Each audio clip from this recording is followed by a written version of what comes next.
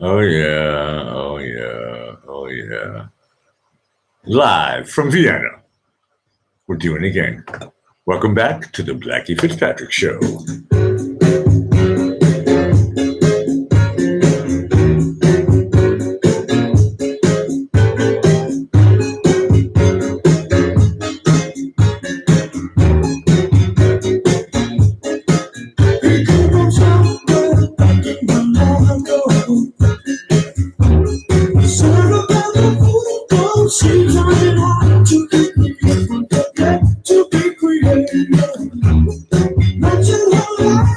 She must have so smile for his nostalgic tale.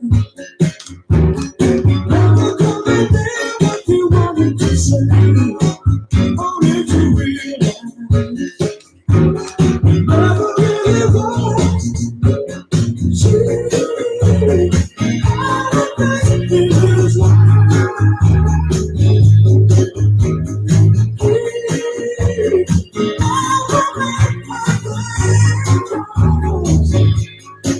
As she rises to her apology, everybody else would surely say, touching her hand.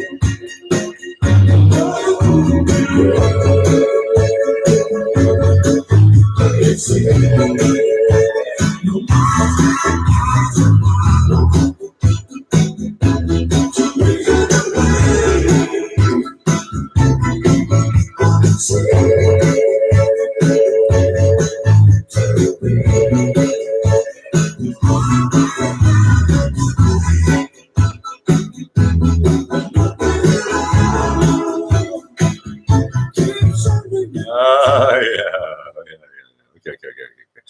Look. I get it. I get it. I actually really get it. Welcome to, hey, happy Sunday. I think that's what I call my show today. Sunday is a fun day. Whoa, it's 2317. You're watching Blackie Fitzpatrick, the king of lo-fi, live in the Blackie Fitzpatrick studios here in the 10th district of Vienna. And what a thrill it is to be alive. Hey, and for people watching me, and that includes kind of tomorrow, mathematically not correctly, but what I wanted to say was happy Columbus Day weekend. I mean, my daughter doesn't have to go to school tomorrow. That's pretty cool. Anybody who works in a bank doesn't have to go to work tomorrow. Well, obviously, I mentioned school, so teachers. If you work for Walgreens, Walmart, CVS, any grocery store, sorry you're going, or restaurant, sorry you're going to work tomorrow. America is a right to work state, country. So, but if you work for the government, you don't have to work tomorrow. That's pretty cool. And if you're a kid, you don't have to go to school. It's like a snow day, huh? Not too bad. Huh? Early October. Wow. Go figure. This is one of the things as a kid, it always fathomed me.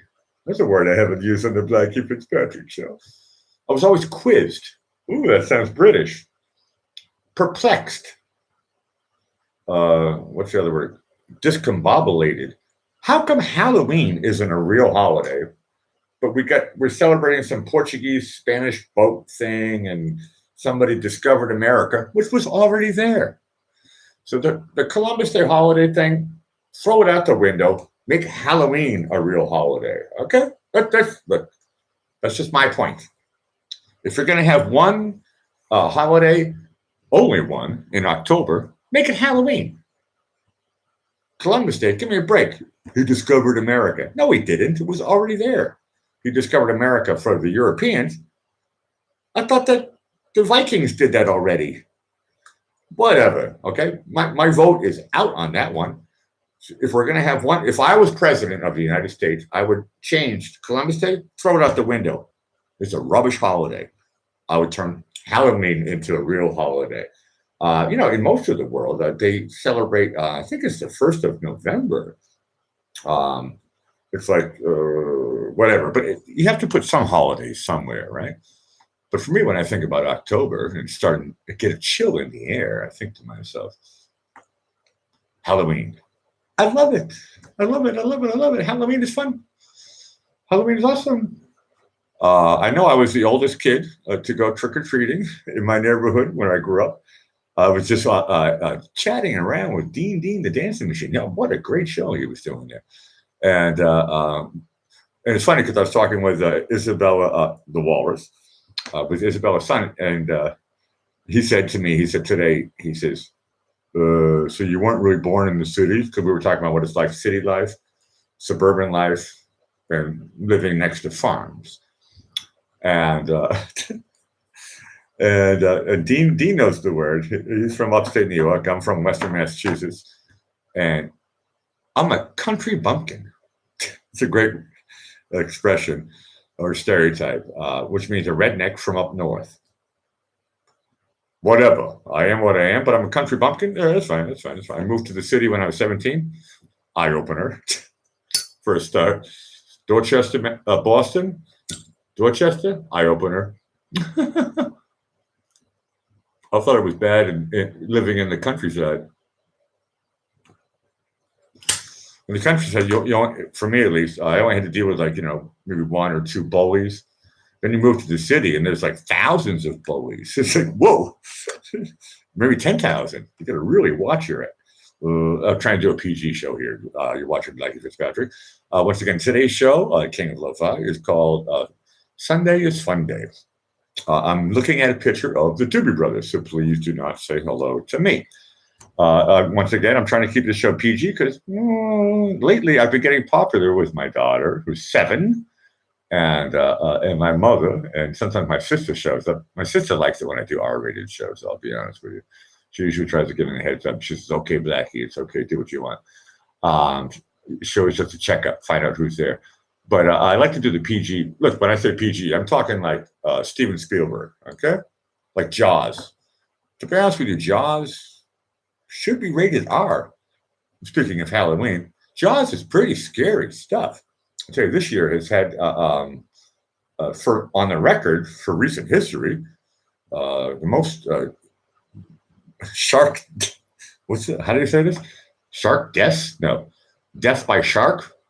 That sounds harsh, but that's what it was. Shark attacks. That's what I was looking for. Cheers from Vienna, guys. Thank you for watching the show. We're going to play some music here in lo-fi. We're going to try to stick to the theme until it gets to wine o'clock. And I do have a new wine I'm going to show everybody here. Let's look at Anthony Bourdain. No, he's dead. I wanted to talk about that the other day. I was thinking about him the other day. Anthony Bourdain. Why did he, after he got a job for CNN, think about it. Why did he throw everything away after he got a job for CNN? He did like 1 or 2 years of CNN, and then all of a sudden he's dead? That jogged my memory, and I put 1 and 1 together, and I was like, hold on a second. I actually liked watching this show. Okay, I said today's show is called Sunday is Fun Day, and I'm talking about doom and gloom. I'm quoting Dean. One of my favorite channels I was watching, GloomTube. I was watching it yesterday. GloomTube shows up once in a while, only when like funny stuff is happening. And they had a bunch of cameras in Washington, D.C., in front of the Supreme Court. But as we know, a Blackie Fitzpatrick show is not about politics. You guys can talk about it if you want. I will just gently elude. I think it's my job as what's the word? It's my civic duty to elude, to let people know I am aware, but I don't. Look, this is a place to turn your brain on. And if you're lucky, you laugh maybe once. If you're lucky, you laugh 3 times. That's like watching a Mel Brooks movie. Not too bad. He's famous.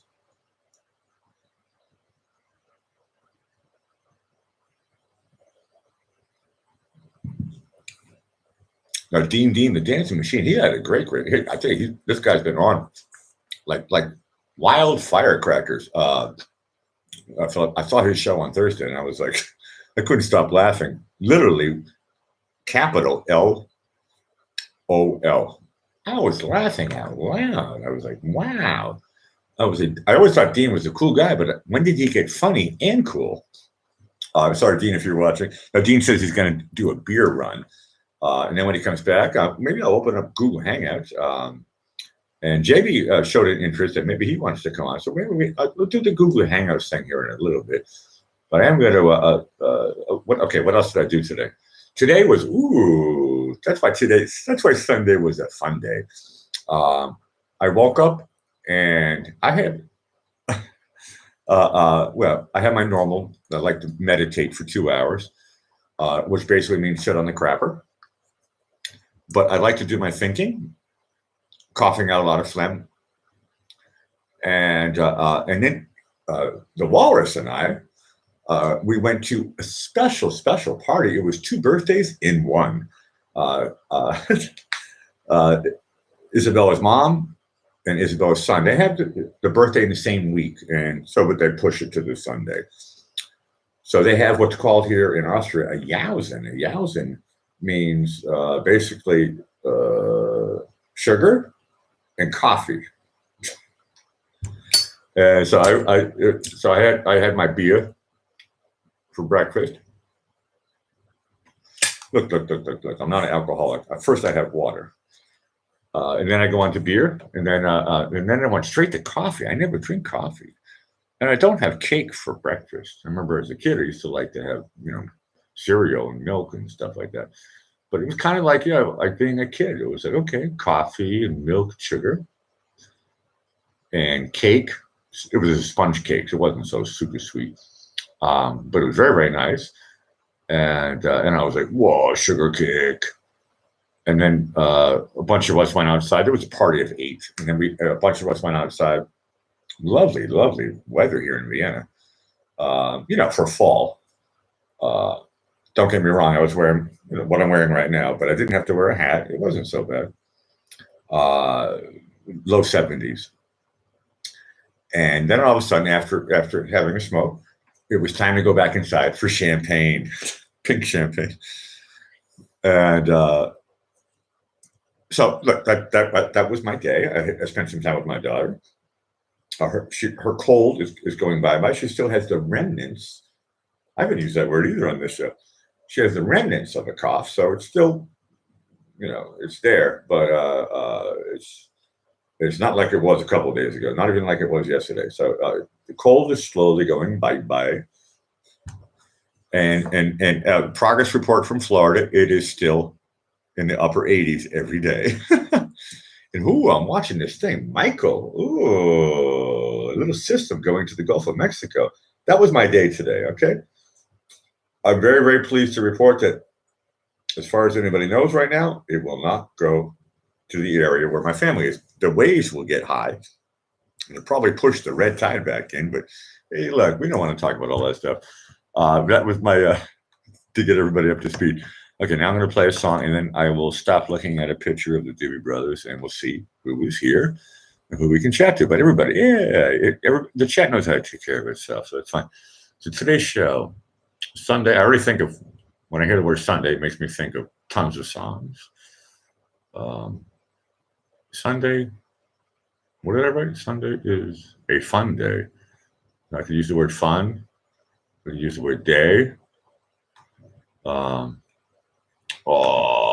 It makes me think of a half joke right now. And I never played this song before. Well, it looks like I'm not going to play it right now either. It's so funny when you press the wrong button. Things get weird. Okay. Okay, now I think I got it. I don't think I ever played this song. And what's funny about this is, and I never told this story. I remember, we got the remastered version from 2015. Hey, that's going to sound great in lo-fi, isn't it? Not. And if anybody knows what this song is, and please, everybody write down that they know. I'm not going to say what the title is.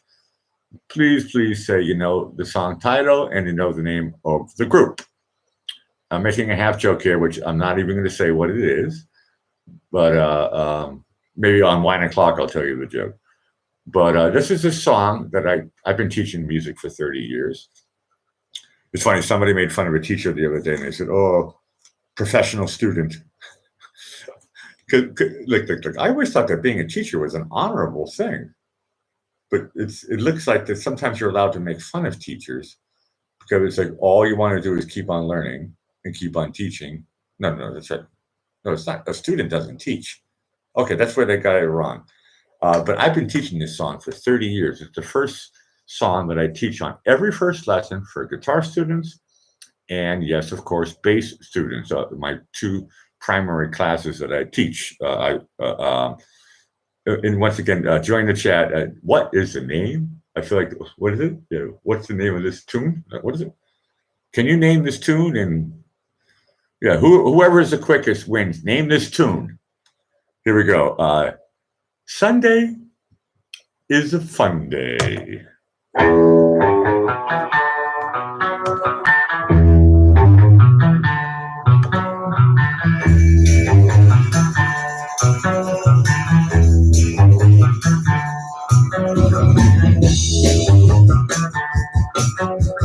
Got a good reason to take it easy way out.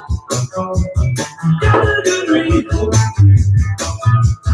take it easy way out now. You was a day tripper, one-way ticket, yeah. It took me so long to find out. I found out.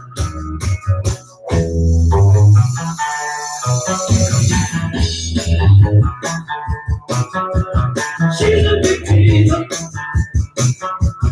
She took me out the way that. She's a big teaser. She took me out the way that now. She was a dead tripper, one-way ticket, yeah. It took me so long to find out. I found out.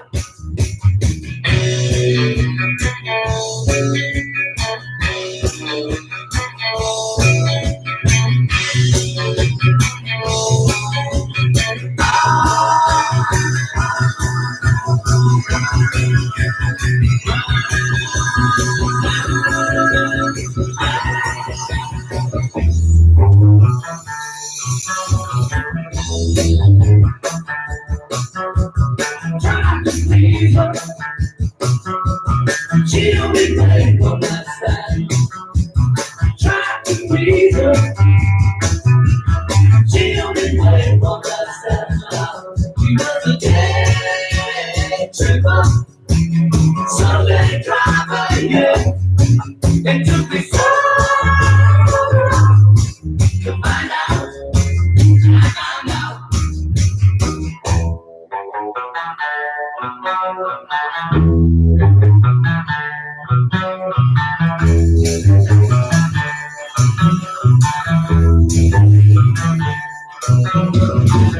Day tripper,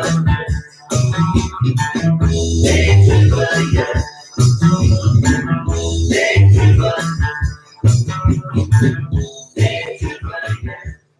Oh, yeah. The Beatles. And of course, and I'm glad Mike, at least he got the group correct.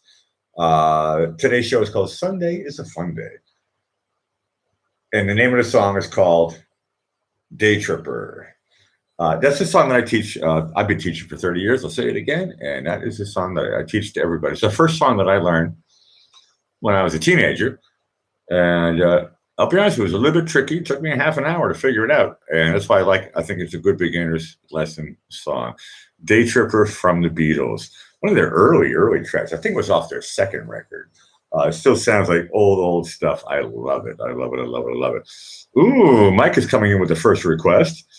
Because hold on, we got Elena's here. Mike, Dean, the dance machine says he's going for a beer run. We knew that already. Conservative Masters in the house. I saw JB earlier in the chat before. If I miss your name, it doesn't mean anything. If I say your name twice, it doesn't mean anything either. But it looks like Mike is coming in with the first request. But hold on a second. I want to look. Some people say, Blackie, we know you're the king of lo-fi, but please introduce the wine. Okay. So look, Isabella bought this yesterday. And for anybody who's good in reading German, let me try to get the glare so it's not so bad. No, it's still bad. At least you can read the big one. Blaufränkisch Classic.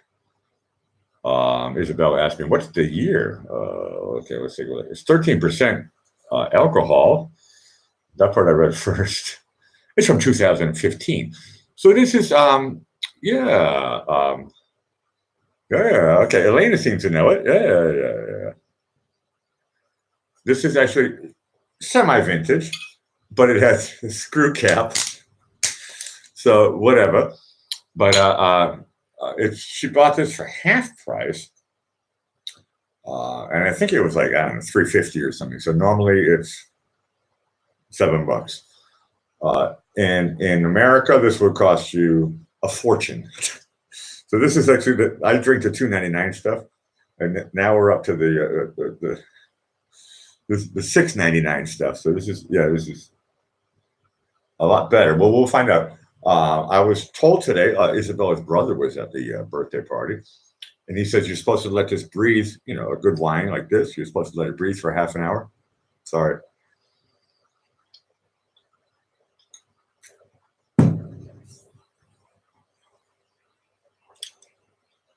Whoa. Okay, that has a little bit more meat on the bone than the stuff that I'm used to. Elena comes in and she says, oh, Oktoberfest is there, right? No, Oktoberfest is not just here, it's everywhere. I don't know, do they do Oktoberfest where you're from, Elena? Because, I mean, everywhere in America, it's like an excuse to get drunk every single day in October. And I think it's quite normal. Oktoberfest should be like every day of the year in my world. But, no. Look. Okay. But the thing, this is what I don't think I can show this on the camera, but maybe I can get an angle. This thing has like a really boring label, which my dad always taught me. If you want to get a good wine, make sure it has a boring label. This one almost has no label, but it has something really fancy. I don't know if you can see. Yeah, you can see it a little bit here. It's like, it's not indentation, it's accentuation. I don't know. That sounds like a Rod Stewart song, but the stuff comes out, the glass comes, this is like fancy stuff, man. It looks like it's nothing, but this stuff is, cheers.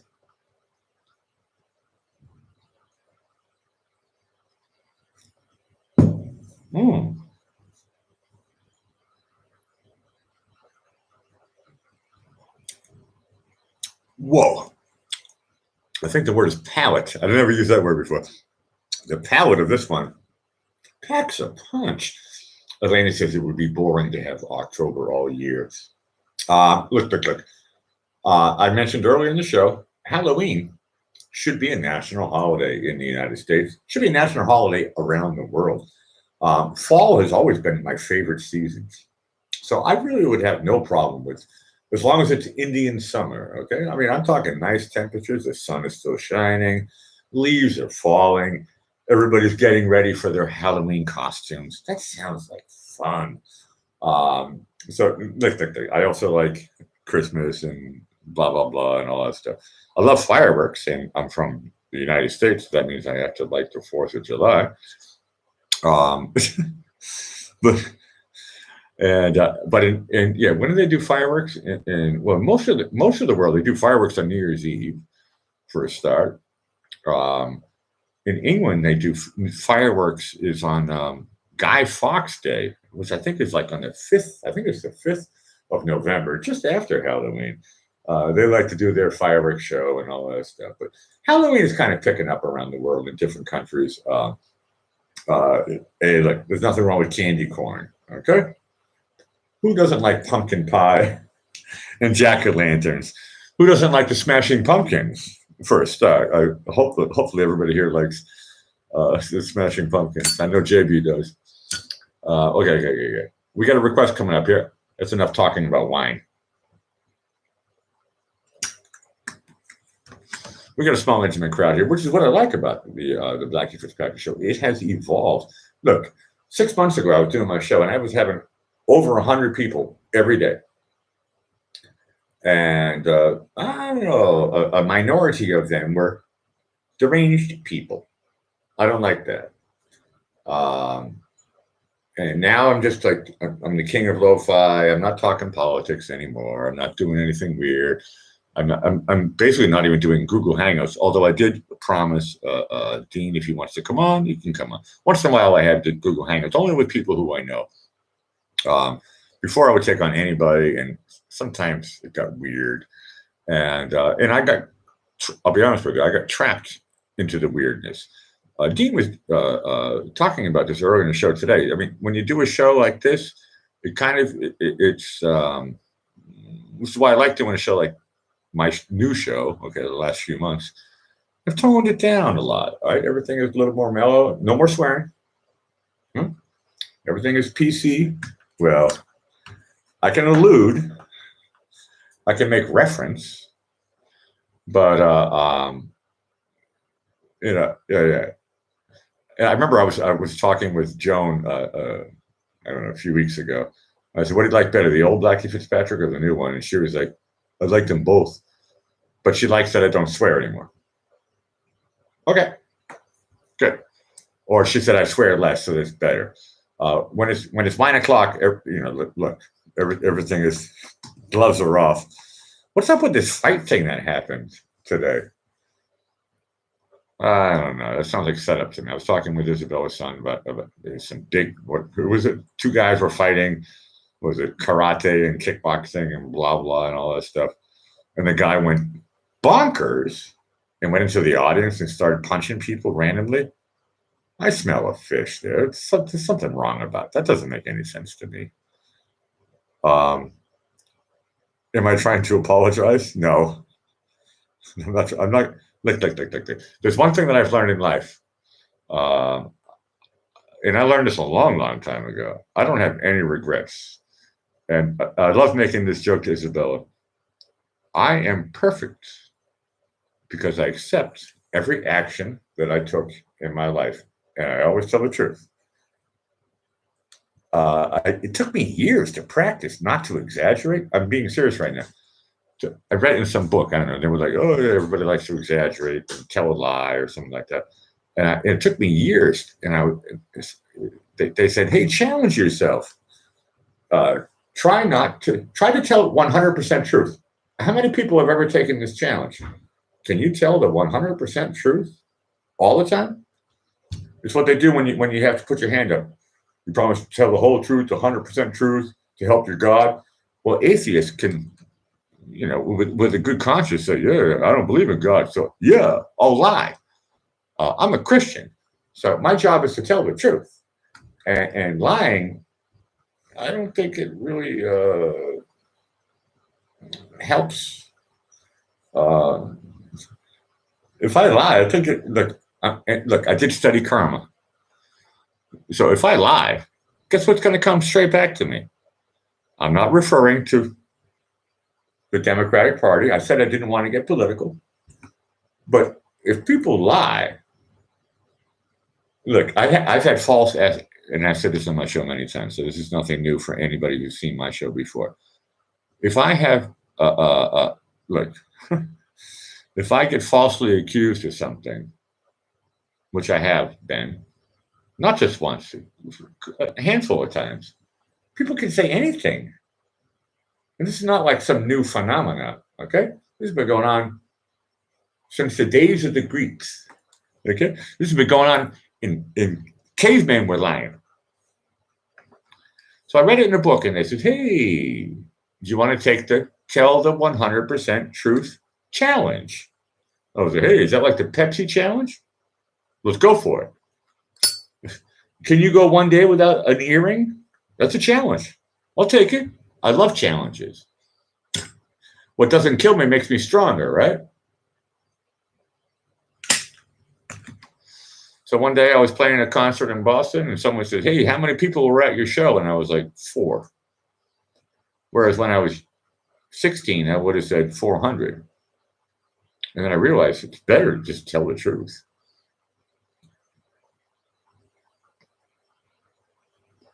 How many people were at my show? 5,000.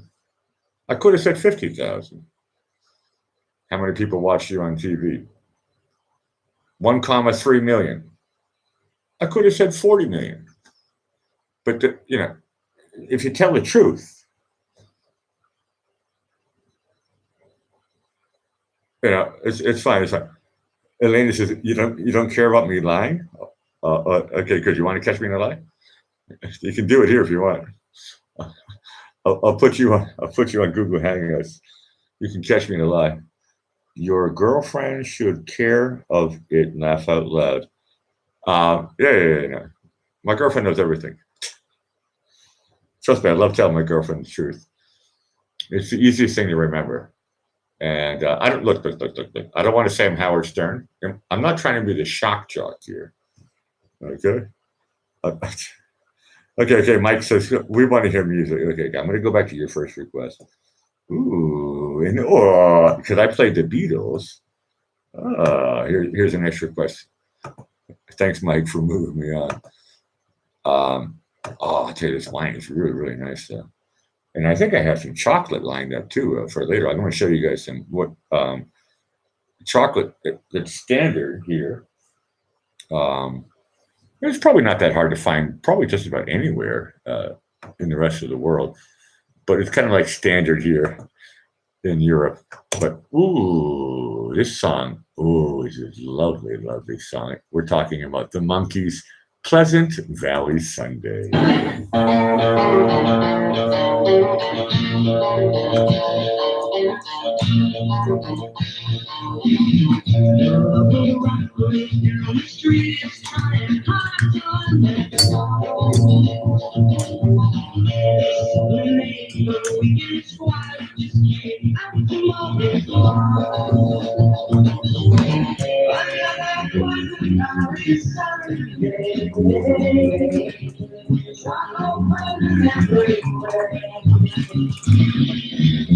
Rows of houses all the same, and no one seems to care. She's gracious by the day, 'cause the roses are blue.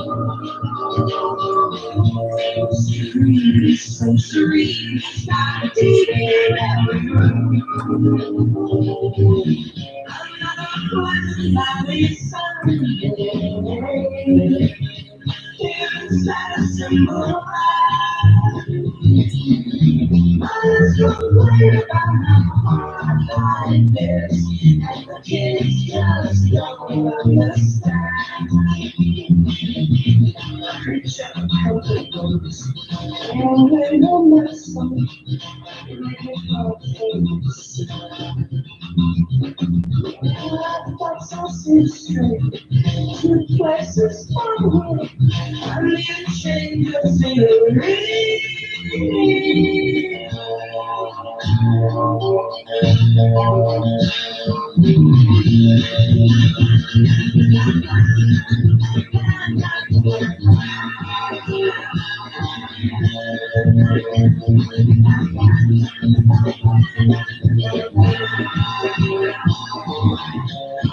Valley Sunday,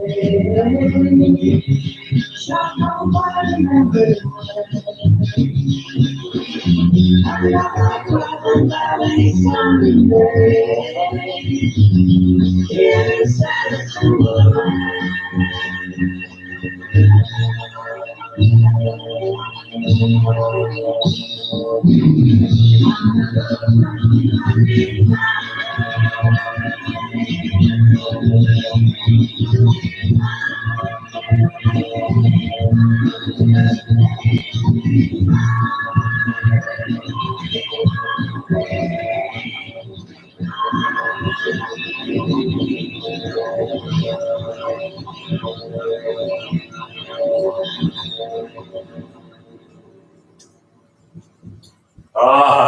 That's the type of thing we like. Welcome back to the Black Fitzpatrick Show. I mean, myself.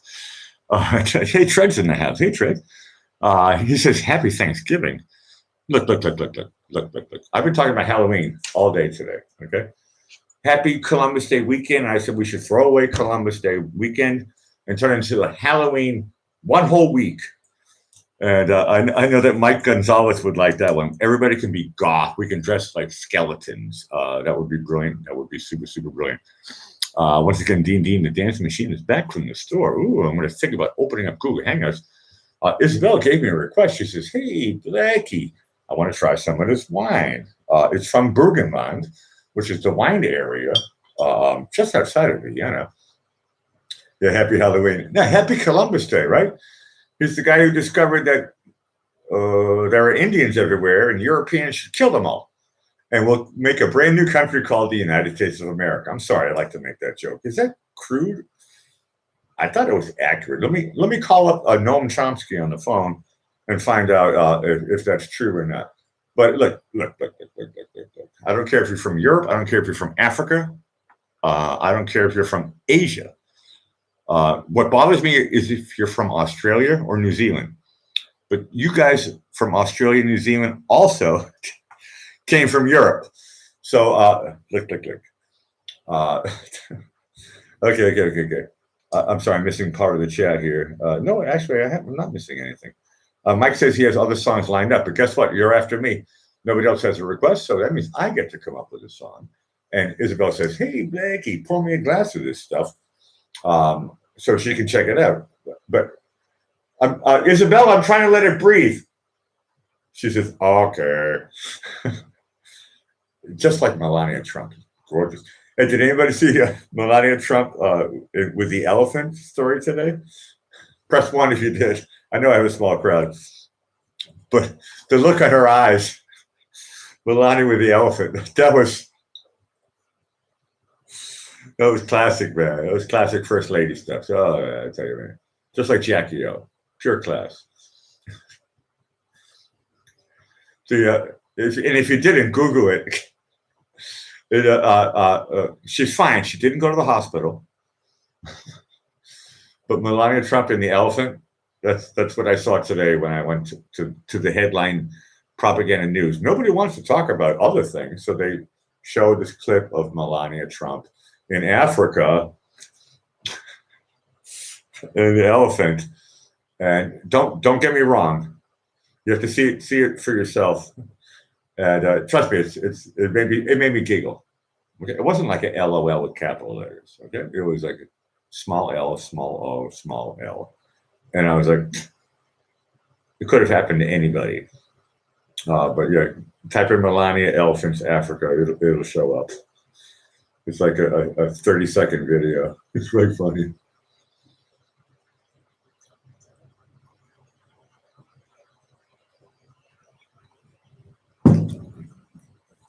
Okay. What else should I say? The Monkees. Great request there, Mike. The Monkees was one of the. Well, look. I grew up with the TV show, just like my older sister. She's 4.5 years older than me. Just like my younger brother, he's 1.5 years younger than me. The only difference is that my older sister, she was in love with the Monkees. She had a crush, especially on the lead singer. What was that tiny guy? The one who looked like I can't remember his name right now. The tiny one. What was the name of the tiny guy? And no offense if anybody's short as a guy, but I'm talking Johnny Depp short. And it wasn't Mickey Dolenz. He was one of the other guys. The one who Davy Jones. Thank you so much, Mike. She had a crush on Davy Jones. She thought that he was cute. No, look, we were all kids. Okay, she was like, "I think Davy Jones is so cute." I'll be honest with you. I thought the other three guys were cool. Dean comes in with also the same one, Davy Jones.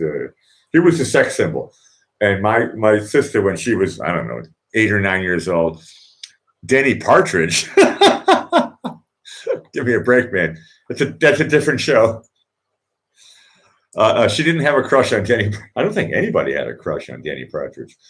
No, the 70s were a great time to grow up. For me, at least. I was born in 1968, and the 70s, watching television in 70s, sometimes in black and white. It was a great time. The HR Plus and stuff. No. I was thinking of oh man, I'm gonna forget the names, but I'm trying to remember the first time I realized I was a straight man, and there was this one girl in the 70s. I don't know. I think I was 5. So it must have been 1973. And I'm trying to remember her name. She was on TV all the time. And I was like, she's cute. That was the first time I ever called a girl cute. That's when I realized I was straight. I mean, looking back, I was like, she's cute. It's Christy McNeil, Christy McConnell. No, Christy. Somebody help me out here. I know some people are older than me. What was her name? Christy Mc. I think she was on the cover of Cornflakes or something. I can't remember. And she had some TV show or something. I thought Christy McNichol. Isn't that the name? I Dream of Jeannie. I learned about that one as I got older. I was like, where's your belly button? I can't even write that joke. I was like, where's your belly button? I Dream of Jeannie. Look. Yeah, keep it going, guys. Keep it going, guys. I'll be honest with you. Bewitched. But the main one for me, when I realized that I was super straight, Wonder Woman. Linda Carter, give me a break. And then to graduate from Wonder Woman, I got Three's Company. 2 girls? I'm sorry. I'm not trying to be weird or anything. Okay, I got to play a song and pour a glass of wine. Yeah, okay, Lost in Space. Yeah, Julie. Yeah. Days and Days. Okay, that's the next request. Okay, I'll keep that in mind. Recon 5's in the house. Yeah, Orange Elephant bumps Melania. Correct. No, it's really, which is normal, I think. But the look in her eyes, she was like, I can't say it out loud because I'm trying to do a PG show here, and please guys stick with the rules. But her eyes were just like, I don't even want to say WTF because my daughter knows what that means. But she was like, whoa, that was a good one. Of course, it was a minor bump. Dean has set his bong timer. Okay. Julie from Lost in Space. Hey, Tread. Okay, you're showing your true colors. Okay, good. No, hey, I'll cut you slack on that one. I was too young. I watched Lost in Space, but I was too young to realize that I thought that like men and women were equal when I was younger. Go figure. Thank you, Kristen McNichol. Kate Jackson. Oh yeah, back in the day. I'll be honest with you. When I was a teenager, the one who really scared me the most, Bo Derek. I thought I couldn't handle her, and I was correct. There's something about her rib cage that freaked me out. I don't know. I had a picture of her on my wall. I used to throw darts at it. I wanted it at a carnival. No, Kristen McNichol. I don't know why. She was the first girl that I was like, she's cute. I didn't think about her. You know what I mean? I was a kid. I was just like, she's cute. I wanted to be friends with her. That's the first time I realized that I was attracted to a woman. Well, in this case, a young girl. I was a young man, a young boy, I should say. And I realized that I was attracted. But and I was thinking about this earlier today, and maybe I should say it on my show. Well, if I'm being honest, I should say it. But when I asked, and please, we'll try to stay PC here right now, okay? Because as you know, on the Blackie Fitzpatrick Show, I like to ask good questions, and some people don't like to answer my questions, and that's fine. But I like to talk straight, and as a thinker, I like to say, you know, hey, I'm an analyzer. Some people say I'm a promoter. Ooh, party time. But I like to think of myself as an analyzer first. And or otherwise, I can't party. I have to figure out how to have a party, right? So for me, the way my brain works is that I analyze something, then I make a decision, and then it's party time. If somebody has a problem with the party, then I can support them, right? But look. And if everything goes haywire, then I'll control the situation like a cop. Those are the 4 domains that I was taught, at least, that one is supposed to have in life to be complete. Controller, analyzer, supporter, promoter. Interesting. If you can break it down into 4 categories, if you believe that one, you believe anything. But for me, it at the moment at least, I'm 50 years old. It's hold truth for me.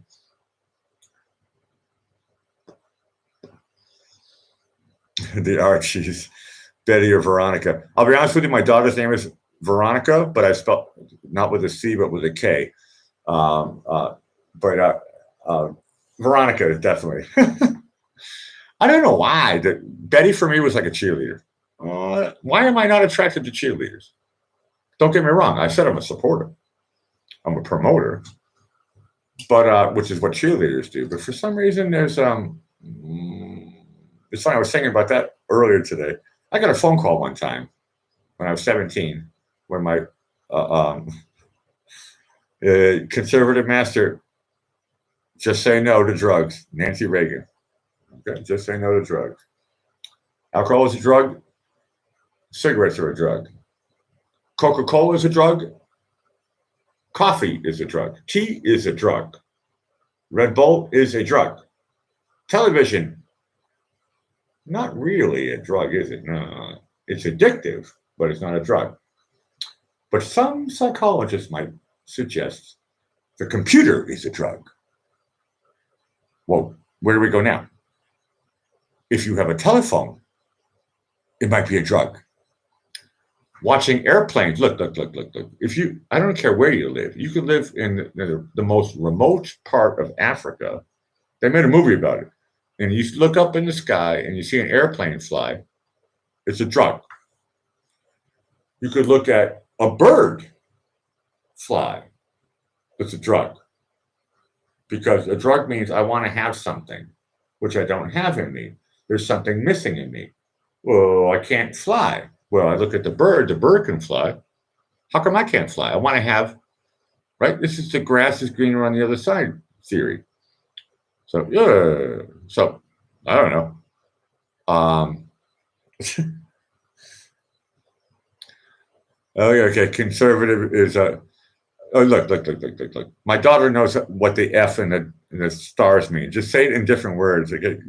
Please use the English dictionary watching my show. Hey, Indiana Jones in the house. She says she's just stopping by and wants to say hi to everybody. Hey, girlfriend. Yeah.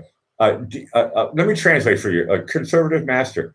Dean, I had a very boring day. That's how you say it. Okay. JB has just joined back. He said, ooh, we got some ham steaks. Ooh, that's the type of thing we like, ham steaks. I like my ham steaks burnt. I'll be honest with you. Grill them up. Put them on the grill or burn them up in the frying pan. Okay. Cook it on high. That's all I can tell you. Add whatever you want. Ham steak, nice. Dean comes in. Laughter is the best meds. Look. And laughter can be addictive. I'll be honest with you. Sometimes I think to myself,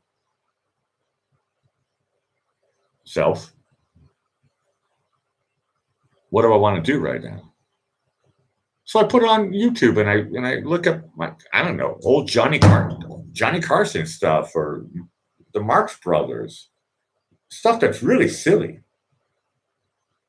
And I think for a second I laugh out loud and I go, oh, and it's healthy. It's healthy. JB says he's waiting for a cab. Okay, now I get you. Okay, you were shopping. Okay.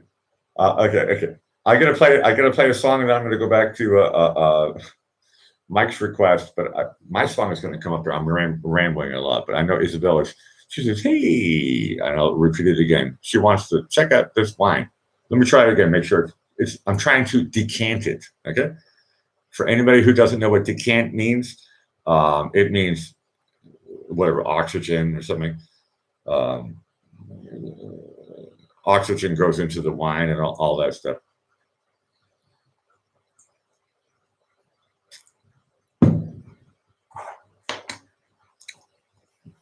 Look, conservative master, if you really are conservative and if you really master, then the questions you're asking are moot. Okay. What did I say I was going to play? Ooh. And I know I played this song before because it's not the first time that I used the word Sunday, but Sunday is a fun day. It's the name of today's show. You're watching Blackie Fitzpatrick, Look. I am the king of lo-fi. And if anybody wants to say anything different, all I can say is here's where the story ends. The Sundays.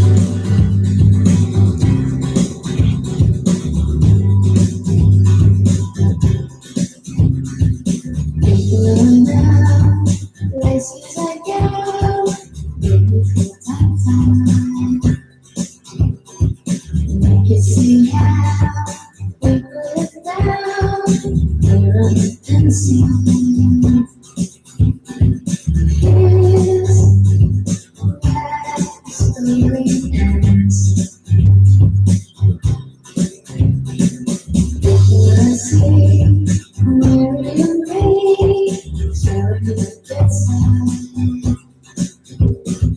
Make you see how we put it down. I'm on the outside. Here's where the story ends. Here's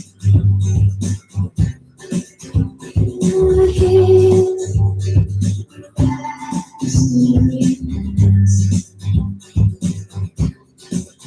It's that mystery on the time of year. Snows us so. I never should be sad. There's such a grand. Oh,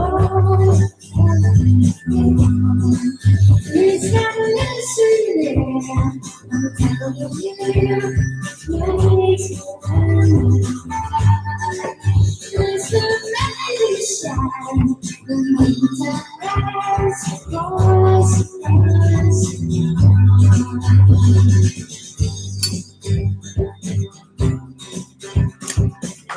Sitting down, places I go, maybe for some time.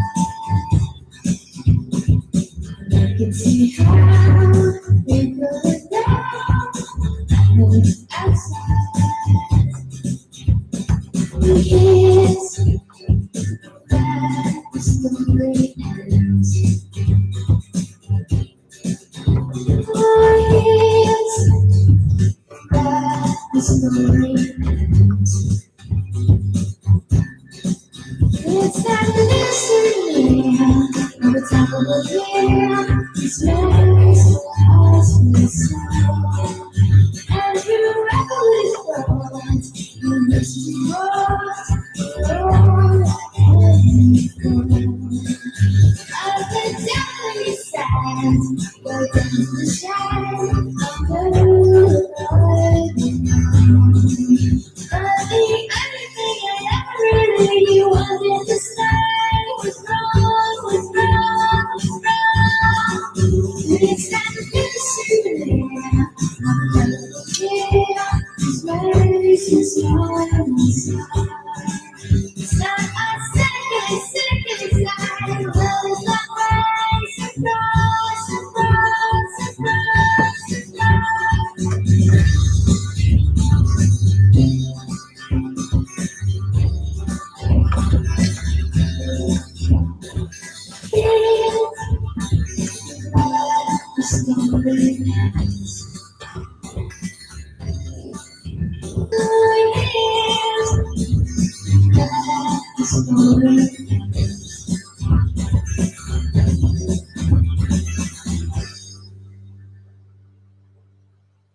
The Sundays.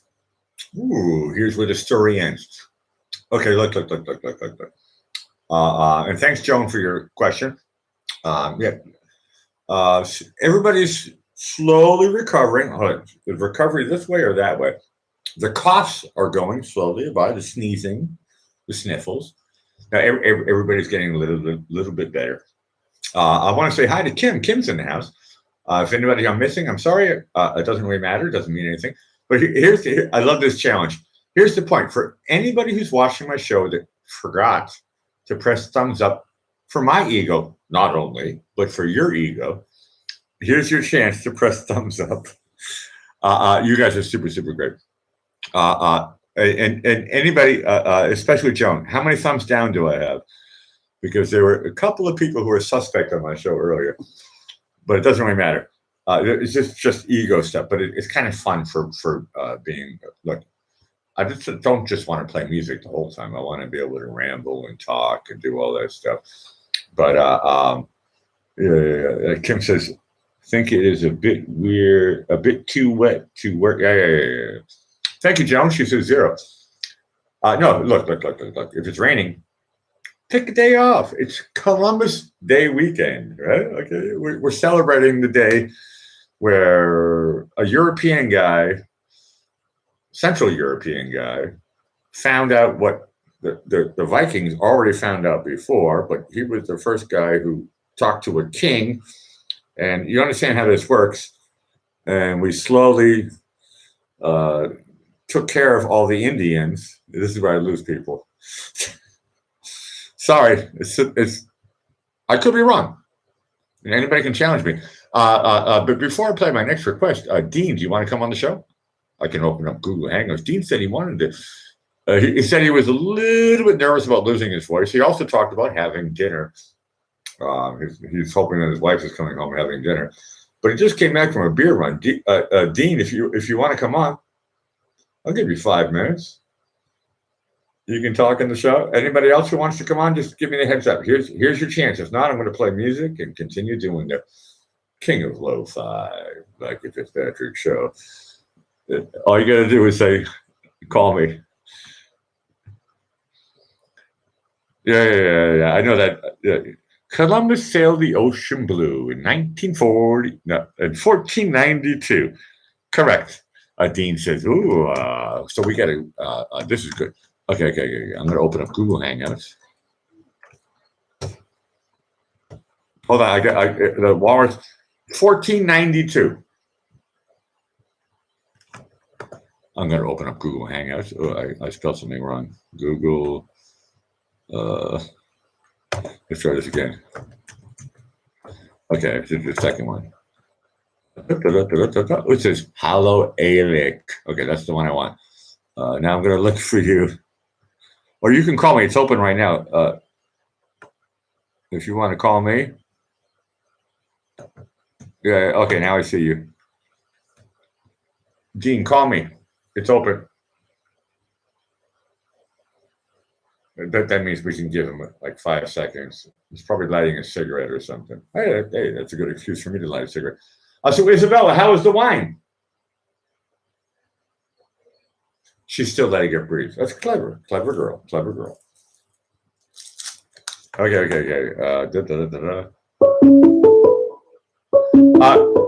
Annehmen or ablehnen? What?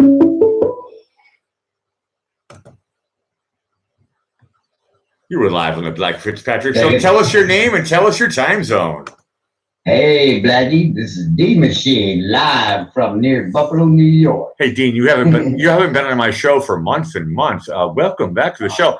But before I'm going to give you the floor, I want to tell you one thing. I saw your show on Thursday night. You made me laugh on the floor, whatever the expression is nowadays for the kids. Yeah. You were. I felt good that day for some reason. I had a lot of humor in me. Wow. Wow. You were super awesome. But okay. Thanks, Okay, so now I'm going to I give you your compliment. Now I'm going to say Dean, the dancing. Hold on a second. I'm going to ask you again. Is it okay for me to call you Dean, the dancing machine? Yeah, I don't care. It's all good, man. People did when I was younger, man. And fuck, man, there was so many things that rhyme with Dean, Mean Dean, you name it, man. It's like, you know. Yeah, I'm used to it all. It's all good. You know the TV show. Deanie Weenie. I had my boss's secretary used to call me Deanie Weenie. And then she asked me, I was in my early 20s, and she asked me, she goes, me and my other buddy, she goes, you guys know about Cunnilingus and Flacio? And we didn't. Fucking A, could have got laid in the office. But I'm making a reference to the Gong Show. About your daughter's listening. You should be in bed right now. No, actually, it's 6:14 Eastern Standard Time. So here's the deal. I'm making a reference. Yeah, my daughter lives. No, my daughter lives in Florida with her mother. I'm making a reference. Jesus, I'm sorry, honey. I'm an old guy. I'm old redneck. No, you're a country bumpkin. Yeah, country bumpkin. I'm making a reference to the Gong Show. Dean, the dancing machine. You have the floor. The floor. Holy shit, man! Hopefully I don't puke on it or something. You never know. You know, I could fart out and run out of humor. Shit like that. But hey, man, it's been a blast. Hey, I got lucky yesterday, and I actually got my wife's exhaust system put on. I think it was 4.5 hours sleep. I was up talking to, I don't know, a bunch of you guys till 3 a.m. It's like, oh man, I gotta go to sleep. And then I went in the house, fucking crashed, got up, and it was 7:30, man. 7:30. I heard my wife making her breakfast and shit, you know, and I heard the coffee going. I was like, time to get up, man. No, okay, Hey, so Dean, here's my question for you. I remember talking to you a few months ago, and you were saying that you have to go back to the rat race. Did your contract finish out, and now you're kind of freelancing right now? Yeah, I'm just floating around a little bit. I do have to go get something. I was actually thinking of going down to the hall and actually putting my papers in to retire. I'm not going to get jack shit anyways. Eventually, this Fonzie scheme's going to fucking fail, you know, so I might as well get out while I can, and then I'll just go work at Home Depot or be a greeter at Walmart.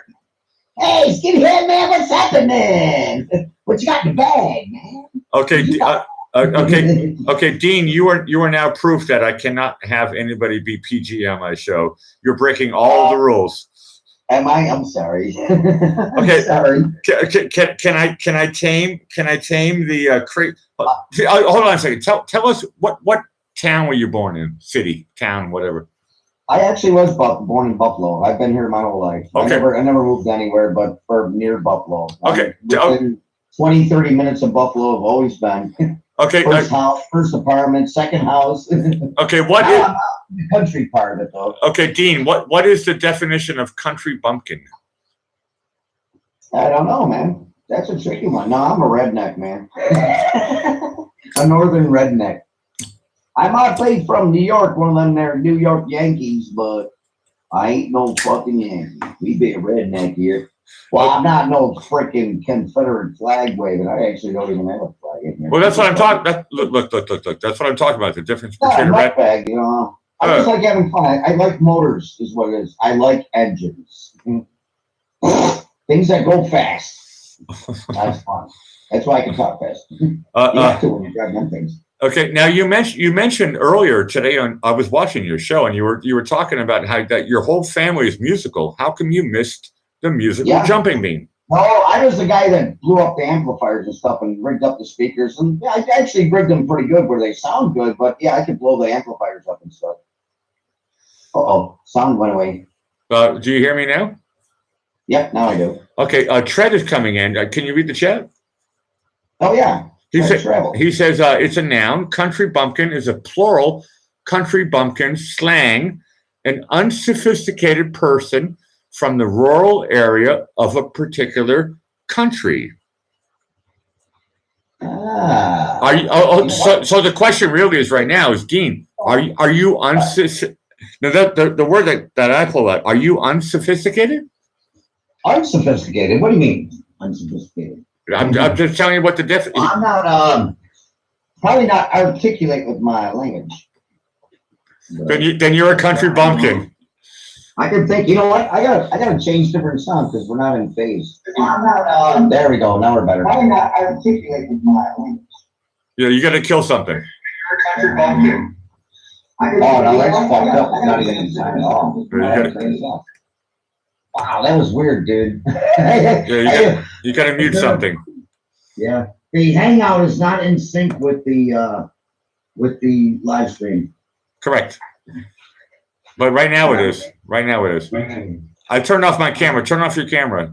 I don't have to see you. Turn off your camera. Usually that helps it. All right. Now we're on a phone call. I think that's how it works. Okay. Well, yeah, because I didn't even hear when you called me. I didn't even hear so. Then I just went to it and I looked down at your name. You know, it said your name, Alec Whittier. Like I said, it's only us two in the thing. I think too. It's only two people. Yeah. Which is the way I like it. I saw a green dot next to it, so it's like, okay, I'll click on it. No, I didn't.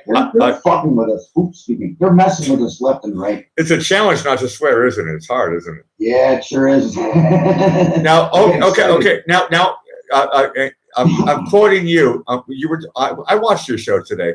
Well, can I ask you something personal? Yeah, you can ask me anything you want, man. When your kids were going through adolescence and all that stuff, did you teach them how to swear? No, actually, I took them places, took care of them and stuff. We went to the park and shit. And other than that, You just said the word. they didn't hang out in my garage with me, is what it is. So You just said the word shysta. They learned it all on TV, So No. or from other people, their peers. I know. But what? Okay, look. Here's what I'm trying to say is I love my uncle to death. He's in heaven right now, but I love my uncle. But he said it was okay for my cousins. We're told it's okay to say certain words at the dinner table. Let me clarify. When I was a kid, if I said certain words at the dinner table, I would not eat. Oh yeah. So did you tell your kids that you could say? No, I didn't have. You don't have to beat them. If you can say stuff that hurts more than actually whacking them. You could just hurt their whatever. Hurt their mind or whatever. I might have kicked my kid in the butt once. It was being rude to grandpa. I was like, hey man, and the stepson too. I never beat nobody. But I tell you what though, my mom chased us down the hallway with an oak yardstick.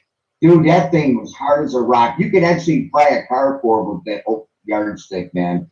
No, and she would chase us, man. You got hit with that bad boy, it hurt. No, usually only one whack though, not a beating. Okay, Dean. I understand that part. I'm talking. Was it allowed to swear at the table? No. Well, back then, though, when I was a little kid, I don't remember swearing that much. Not until I got older and learned the words. I didn't know what they meant. Like I said, I didn't even know the snowblower joke. Why did the snowman get excited? Why? You saw a snowblower, and then you're thinking in your head, well, a snowblower's going to chew it up, and then you got to think about the blower part. A snowblower. Oh, okay. I didn't get it until I got older. So yeah, way back when I was a kid, even though you heard swearing and stuff like that, I hear them, my father say, "God damn it!" "God damn it, Dean! You almost burned the house down." No, I'll be honest, Dean. I'll cut in here. The only time, or the first time that I learned about swearing was when I was a really, really young kid. I think it was first grade, and we were reading a book called Chitty Chitty Bang Bang. Chitty Chitty Bang Bang. And the cutest girls, look, in my elementary school, and they told me, they said, "Hey, Blackie, it's not chitty, it's called shitty." So I went to the teacher and I said, "Is this called shitty bang bang?" I got in trouble. Yeah. So this is what I'm teaching my daughter. It was definitely CH. I know it was spelled CH. I saw the title on the movie. Yeah, but look, but some families they say, "Hey, you know what? It's okay to swear." I was brought up very conservative, and not to talk about Kavanaugh, but I was brought up very, very conservative, and you don't say things like changing CH into SH because it's not appropriate. Here's the question, Dean: would you consider yourself a libertarian, a Tea Party, or a conservative? I belong to no party, but I tell you what, I would side with the conservatives over the fucking liberals any day. It was like, holy crap. No, me too. 100%. My sister calls herself a Tea Party. My sister likes Tea Party. I don't even know the difference. I don't even know the difference, to be honest with you. But I tried tea once when I was younger.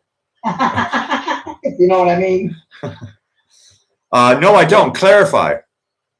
That's PCP, I think it is. Oh, okay. Push tranquilizers. There we go. Okay. Yeah. That you bounce off the walls. Yeah, I was floating down the stairs. You're talking about ketamine. Yeah, I only did that once when I was younger. Okay, ketamine is bad. That was weird though, man. It's like, holy fuck, this is really weird here. Like, okay. I know it wasn't real though. Okay, that's the only thing. I've always known that. Jesus Christ, am I echoing like crazy? Turn off something. Yeah, what am I gonna turn off? I don't hear on my show. I don't hear you echoing. So no. Yeah, that's on my end. Then I turned that one down. Is that better? It's better for me. Okay, good. Good. Okay. Here's my third and final request again. Can you try to make it a PG show and stop using the F-bomb? Oh yeah, that'd be a trick. I'll try it. Or using the JC word. JC. Oh yeah, no, I usually don't use that one. You just did 30 seconds ago. I did, yeah. Oh, but it wasn't in vain. It was just a. And look. Okay, here's another personal question. Spock says it's a colorful metaphor. Correct. No, I saw that Star Trek 4 is the reference for Star Trek 4. That was hilarious, man. I love that one. They went back to Earth. The F-bomb was a colorful metaphor. Yeah. Okay. No, wait, no, it was Bones, I think, wasn't it? Or was it Spock? No, it was Spock. Yeah, Spock. Yeah. I've seen Star Trek 4 like 20 times. Okay, here's my next question for you. This is personal. Are you a Christian? Well, I was baptized. That's not the answer I was looking. That's not the. No, I'm spiritual. No, I don't belong to any religion. No, that's okay. I was to. No, that's okay. But I believe I am spiritual. I guess. No, I think I couldn't believe I told my buddy he's working on his friend's car. I was over there a couple hours ago, and I can hear his airline leaking like crazy, and I can see that the connection on it looked like it was coming apart. I said, your line's gonna blow. He goes, no, it's not. It just leaks a little bit. I said, okay, well, looks like it's gonna blow. Next thing you know, what? Big flying all over the place. He goes, well, why didn't you fix it? I told you it was gonna blow. I didn't want to fix it. You fix it. It's yours. It was serious. I actually saw it gonna happen before it happened. It's funny, man. Okay. He didn't believe me. It's like, okay. I told you it was gonna blow. It was funny though. It was fun. The hose is flying all over the place. I'm not kidding. We got an airline with 150 PSA coming out of it. Some serious FM. The guy's got a huge compressor. It's the size of 2 barrels put together, Fucking huge. Excuse me. They're effing huge. And yeah, the line was flying all over the garage and stuff like that. Dust flying everywhere, dirt and shit. Sorry, I got excited and I see I can't do PG, man. Well, it's PG, that means parental guidance, 14 and up, right? That's what it was in the States. No. I'm talking about Shakespeare. Can you actually talk like Shakespeare? Shakespeare? He didn't use swear words. Romeo.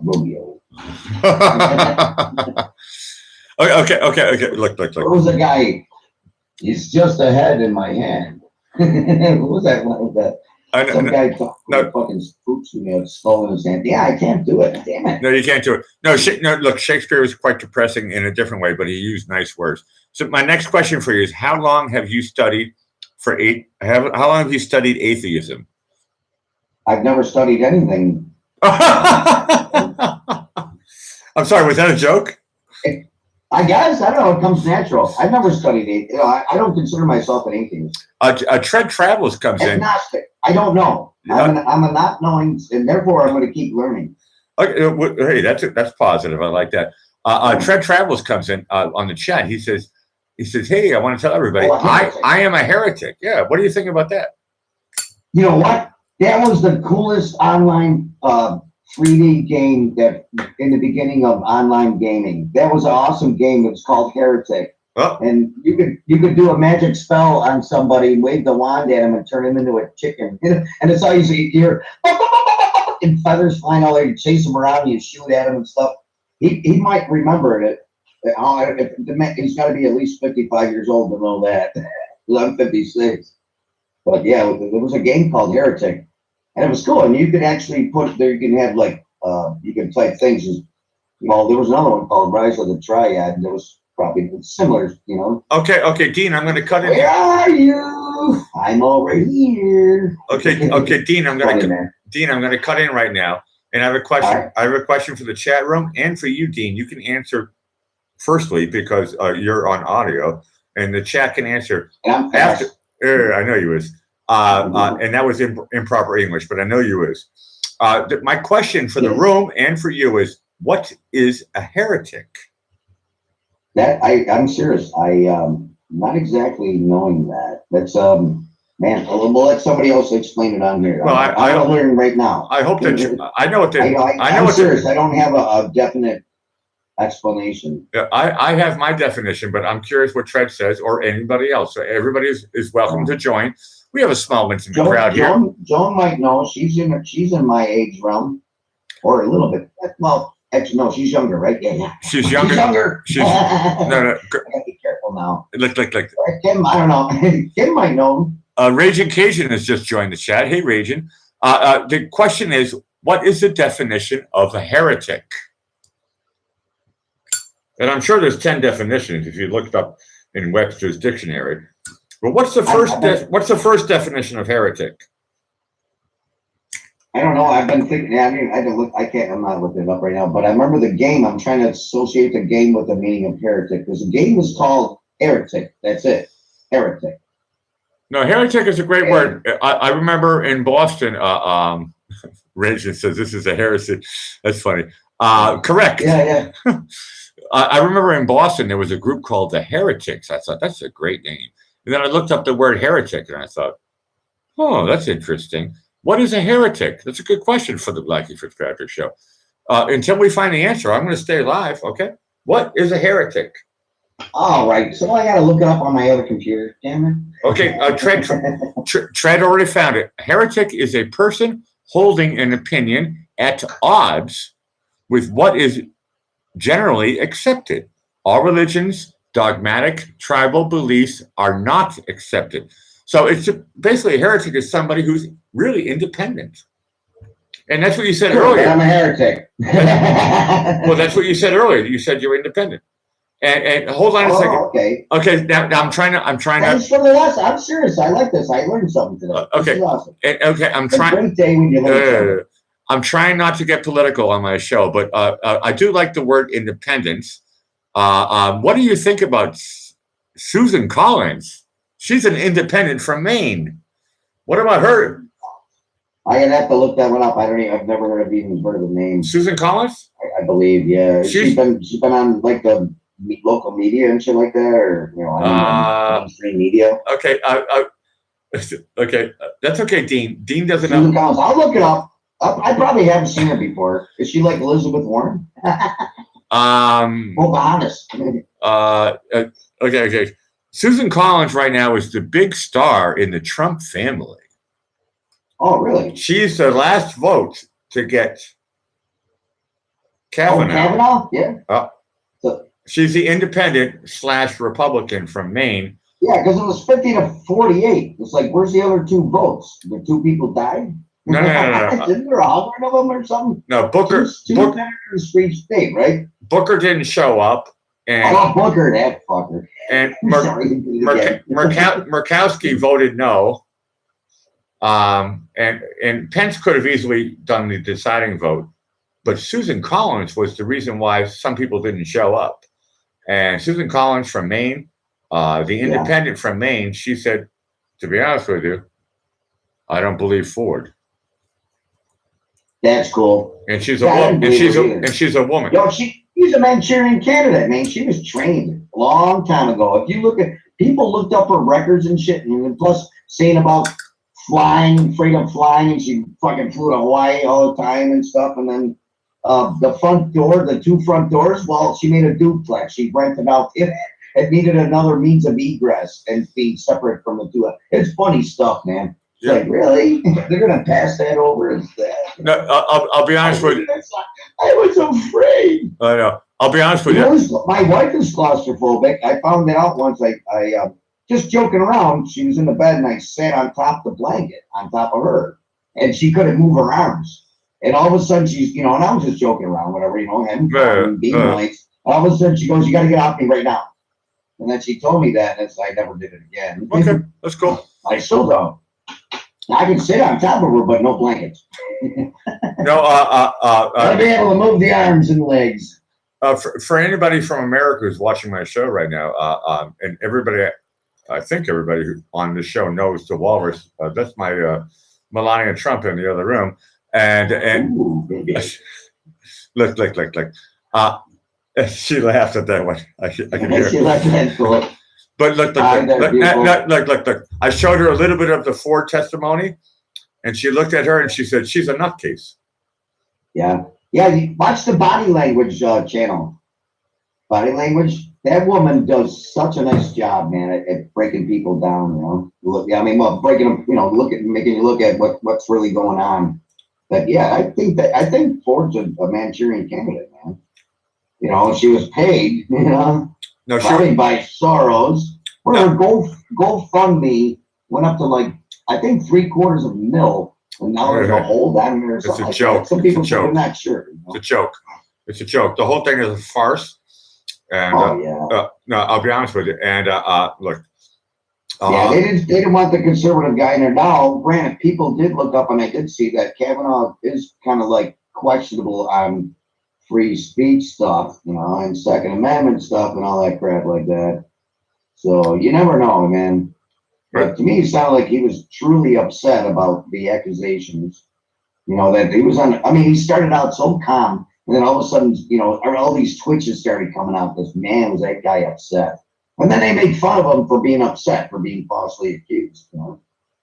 So you can tell, you know, by watching the body language, and how prepared he was too on it, because he knew exactly his entire events, because he kept a diary. No, I remember. Well, that's actually, you know, if you want to be a politician, you got to keep a diary, man. The whole time. An actual handwritten diary. The whole time. And they can actually carbon date it. You know, yeah, he did write it on this day. No, Dean, I'll cut in here. Because sometimes my memory works, sometimes it doesn't. But what I do remember is when the first time the Kavanaugh, when Donald Trump said, "Hey, this is my pick," and nobody knew. The press was all sitting there and they're going, "Who is it going to be?"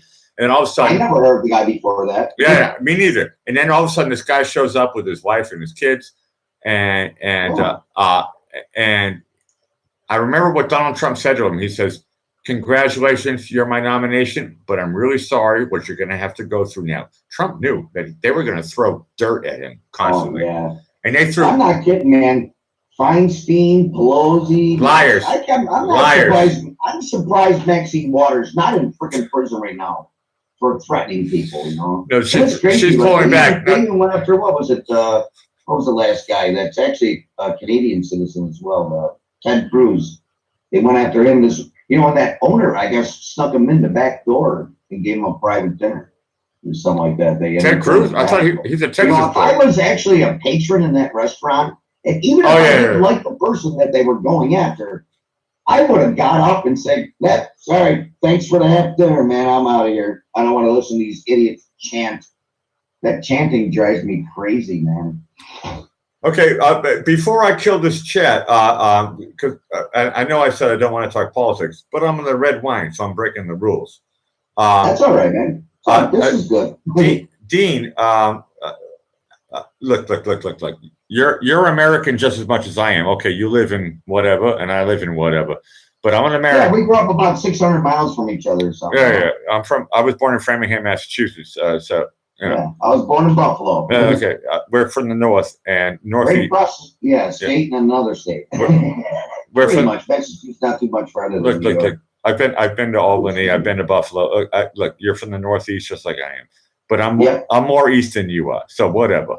But my question for you is the feeling that, look, this is what the media, the propaganda, everybody's pushing right now. Do you really think America's going to go to a civil war? I don't know. That's a tricky. I don't think so. I think they're going to try to stop it. Like maybe you know, like you said, I didn't vote for Trump or nothing like that, but I kind of like some of the stuff I see. It's pretty cool. He's actually funny now. I hated him when he had his TV show. I thought he was the most pompous jackass there was out there, you know. But that's kind of cracking me up now. I don't know. Maybe they're going to get rid of those. Okay, I'm going to cut in, Dean. I'll be honest with you. I was out of the country, and I never saw the TV show Apprentice once. I never did either. I never watched TV. I was always out. I'm outside. I'm gone. Not home.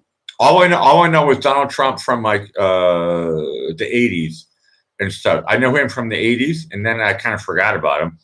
And then all of a sudden, I find out, 2-3 years ago, he's running for president. I was like, that guy? And and then I was like, oh, well, who's his challengers? And I was like, Rubio and Cruz. And I was like, Trump's pretty cool. I liked Trump over Rubio and Cruz. Yeah. There was only two other guys, Rubio and Cruz. He's very, Trump is definitely more clever, man. He's it's kind of like, off the cup, but he's mafia. He's mafia. The Pepe stuff and all this little digs that he throws are really funny, man, and they do make sense. You know, I love when he, talks about, the ranking member. You know, that's Feinstein, that piece of crap. No, I got a picture of her like threatening an intern or something like that. It's. I mean, I can't believe how it looks and how terrified the woman looks that she's, eyeballing face to face. Like with spitting range. It's like, holy crap. Man, I tell you what, if there was a revolution, the Feinstein would be. She'd have a target on her. Somebody would get her. Who's ever closest, Okay, now, okay. Can I ask you a real personal question?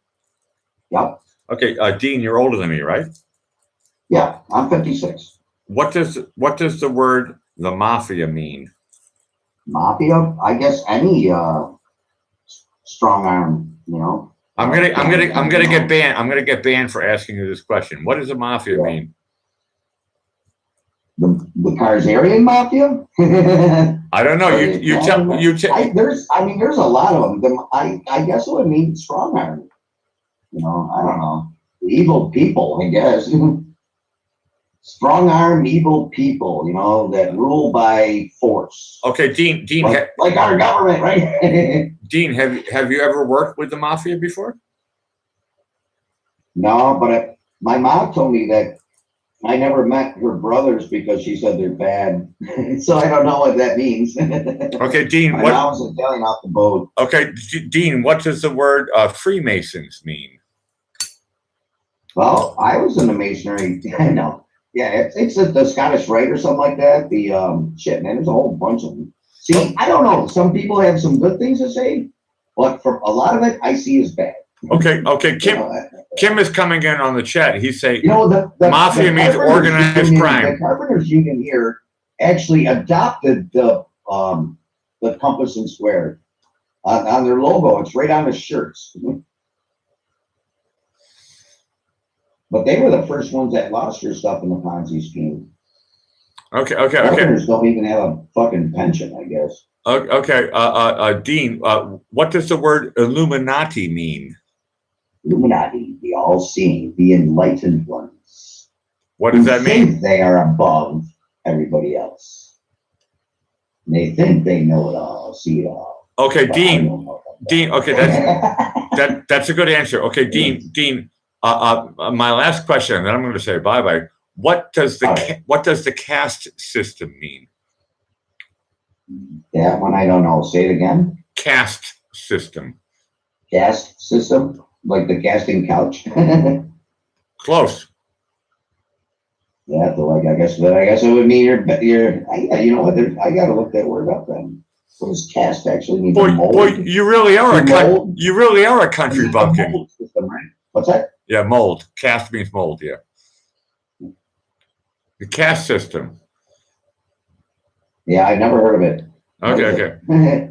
But it does mean mold. So you're pretty close. Dean, the dance machine. Thanks for being on the show. I'm going to say bye bye to you. Cool. I'm going to see if That's all right, man. It's been a pleasure, Blackie, man. I hope I gave some decent information, and it was all honest, anyways. Dean, you're always a star on my show. I make stuff up, but it's for my own. Dean, you're always a star on my show, and you're always a star on your show. And thank you so much for allowing me to chit chat on your show, and JB and every look. We're all part of people who are just trying to figure stuff out here, right? We're trying to educate ourselves. Okay. Yeah, we can do the private hangout call later or something like that too after this show, and just all of us talk on Hangouts again. That'd be cool. That's your thing. You can do that thing. I like to do one-on-one. That's my thing. Oh, okay. Yeah, it's okay, man. It's cool too. It's all good. Okay. I'm privileged, I think, to be on this. Not white privilege, it's privileged to be on Blackie Fitzpatrick show. No. Way over the big pond. Okay, bye. Say a proper bye, Dean. All right. This has been the Dean Machine on what the hell's the title is? Sunday Fun Day. Everybody join in Sunday Fun Day. Get your tickets now. No, it's been a blast, man. Thanks, people. Ciao, So, ciao, talk Gene. to you guys. I'll be in the chat, I guess, till I'll read some stuff. I see people saying stuff. Indiana Jones loves. She loves me. I always knew that too, I can tell. But yeah, it's been a blast. Live on the Blackie Fitzpatrick Show from Vienna. All the way across the pond. Modulation, not 2.4 gigahertz. Thank you, Dean. Oh, that's the type of thing we like, huh? Oh, proper sign out. Oh, I love stuff like that. Dean, the dancing machine, live on my show. Go figure. He's one of the cool cats. Okay, trust me. He's good in my book, and I like different personalities and different characters. And whoa, hold on a second. I think I have to play a song first. And this is going to go out by request. This is from Mike. Mike, you're still here? Every day is Halloween.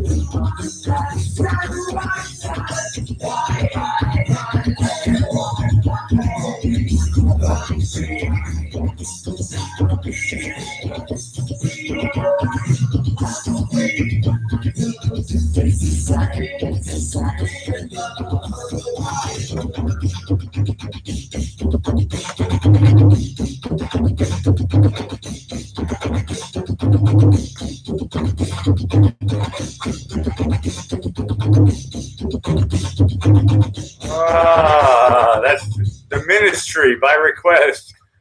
Thank you so much, Mike. Hey, every day is Halloween, and I've got a surprise for you live on the Blackie Fitzpatrick Show. Tell us your name and tell us your time zone.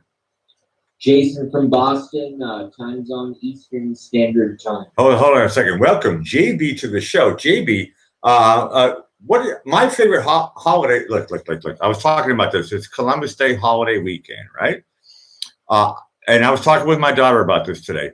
Columbus Day is rubbish. Halloween should be a real holiday. Kids get the whole day off of school and a long weekend. What do you think? I could go into the occult, if I was to be completely honest with you, I could go into the occult origins of Halloween.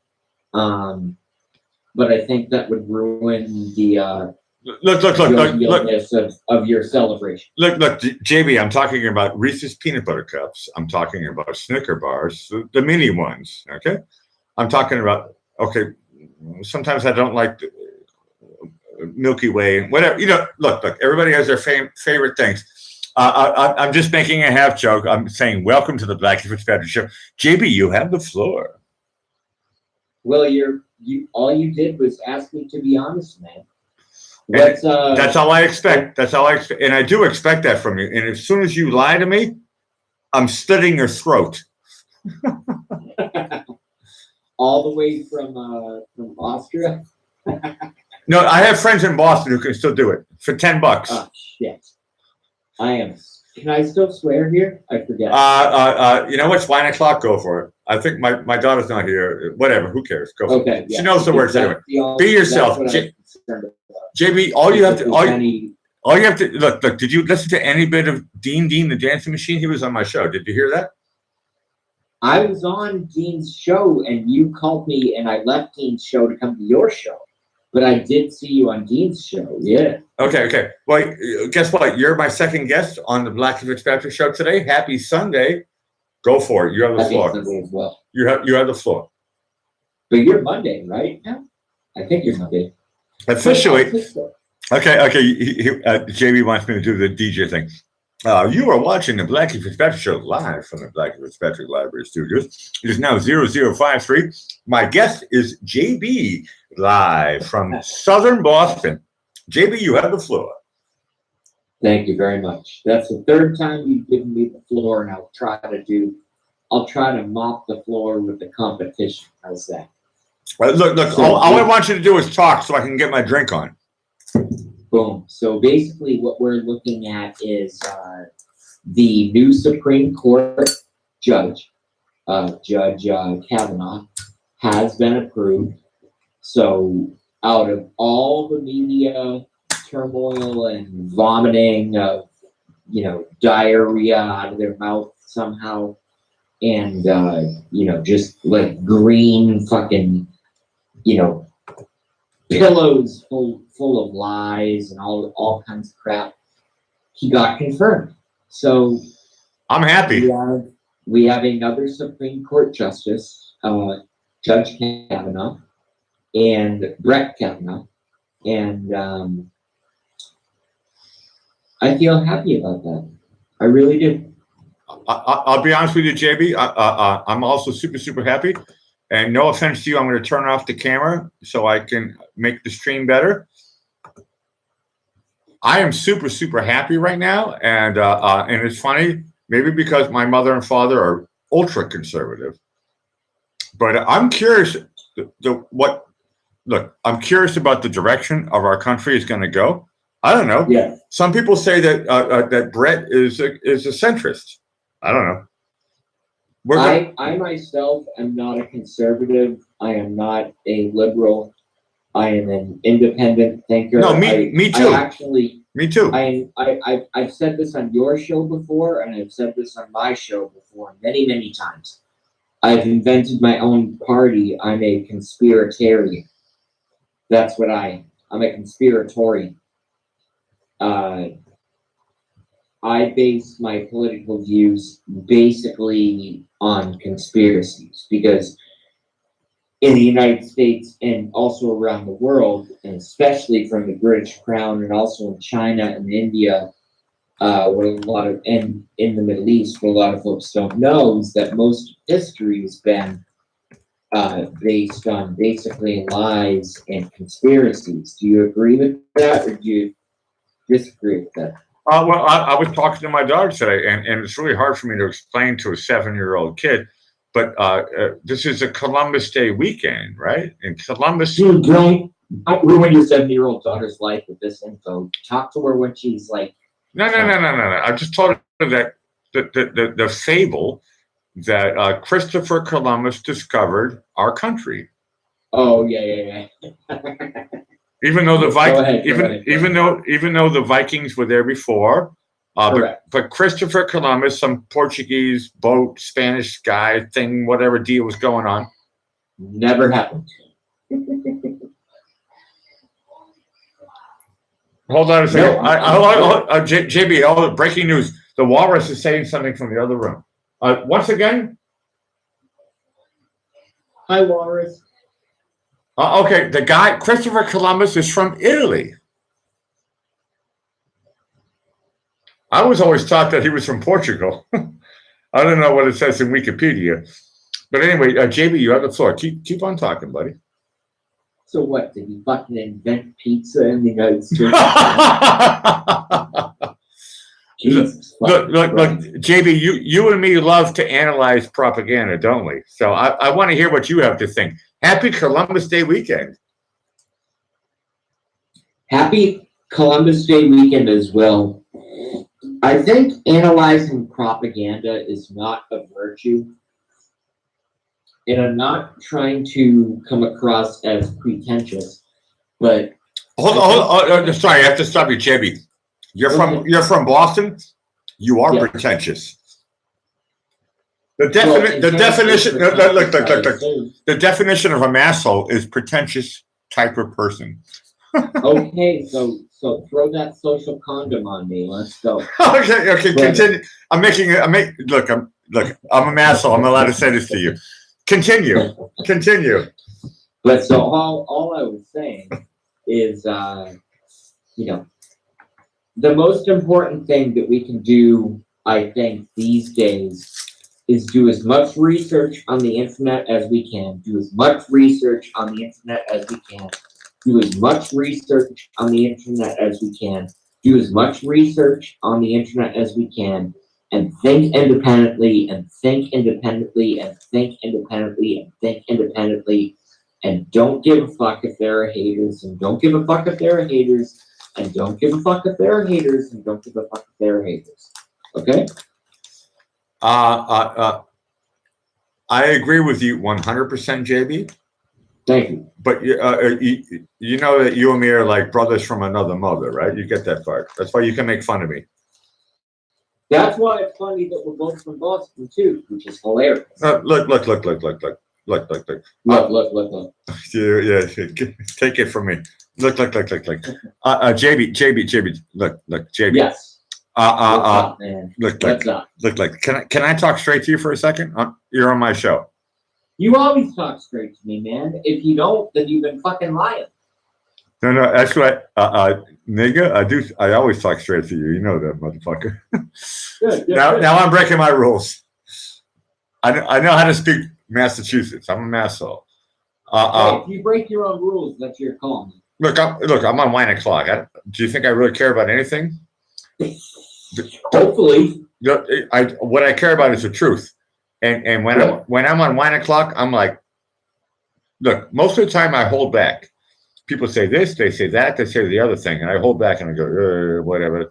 Nobody wants to talk. Nobody wants to talk serious. You never have to hold back with me, man. Come on. No, with you. We've been doing this shit for like what, 2 years now at this point? You like to exaggerate like the walrus. I've known you for 9 months. Okay, so maybe 9 months. Okay, JB, we got to give a shout out. Can you watch the chat? Meredith is in the house. Yes. Hello, Meredith. Look, JB. I'm not trying to take away your tongue. I want you to speak. Happy Columbus Day. What's on your mind?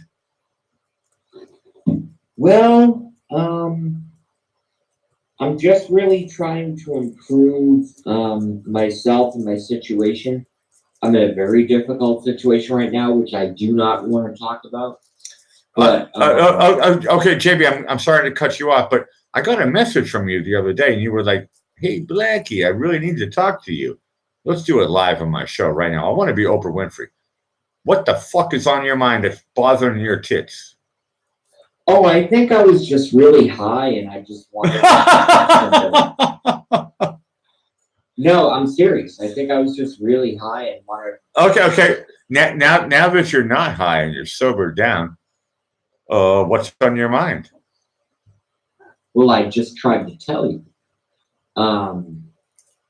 Basically, I just need to figure out my life. Anybody ever else been in that position? I have.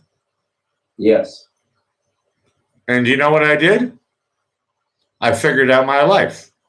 You moved to fucking Austria. I moved to London first. Oh shit, really? Yeah. I moved to London when I was 22. I knew there was something wrong in my life. And I said, because I don't want to get too personal, but with you, I can tell you anything, right? Because you're my bro, right?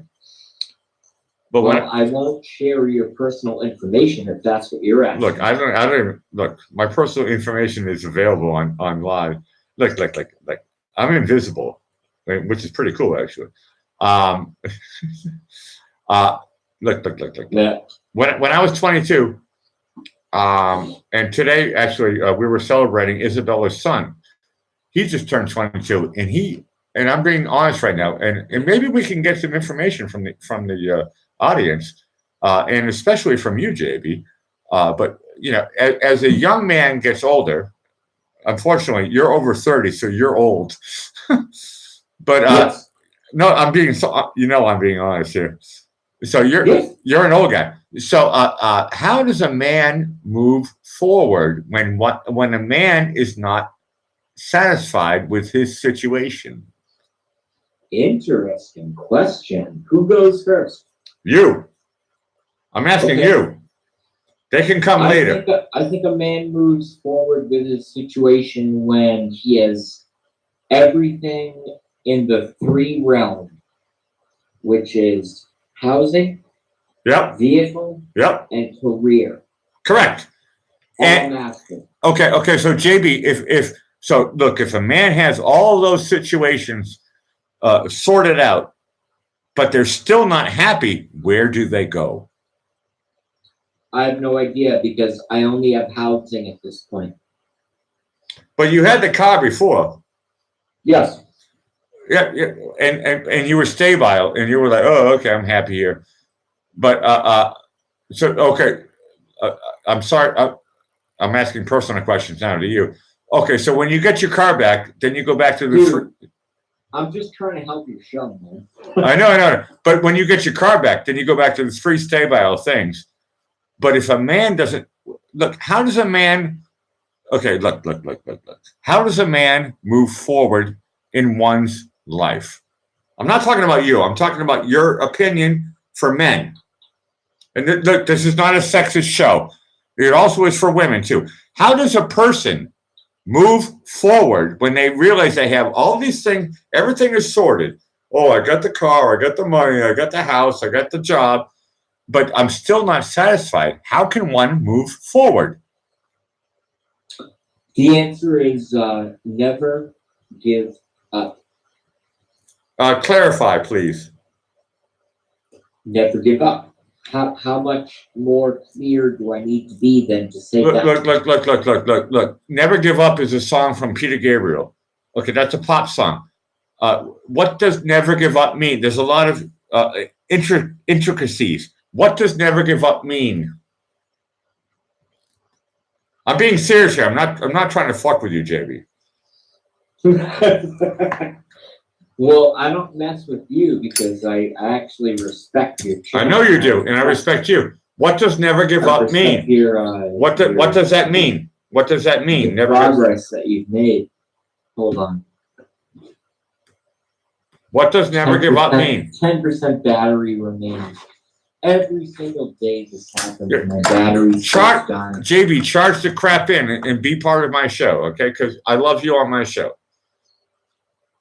But I have enough left. What I can say about what I said is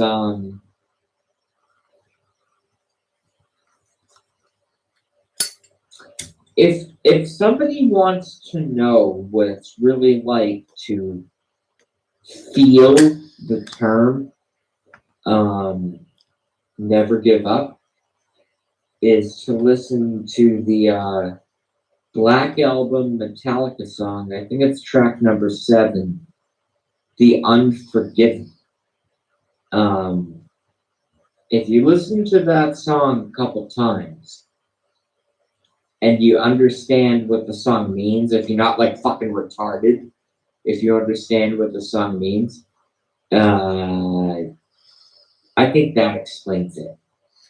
Okay, JB, and I'm not trying to make fun of you for using the word retarded because I like to use that word. How many retarded people have you met in your life? Many. Many. When I was no one knows this. I've never said this on the internet in the history of me being on the internet. Yeah, do it live on the Blackie Fitzpatrick show. JB, you have the floor. Speak the truth. Yeah, in the history of me being on the internet, I've never said this, but I trained martial. I became a Shotokan expert by the age of 11, if anyone can believe that. And I was actually paid $5 a class to train the special needs kids in Shotokan.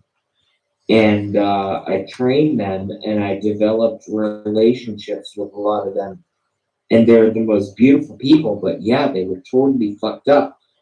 And it was super weird for me to be like, you have to make this pose and this kata and this, and they were just a disaster.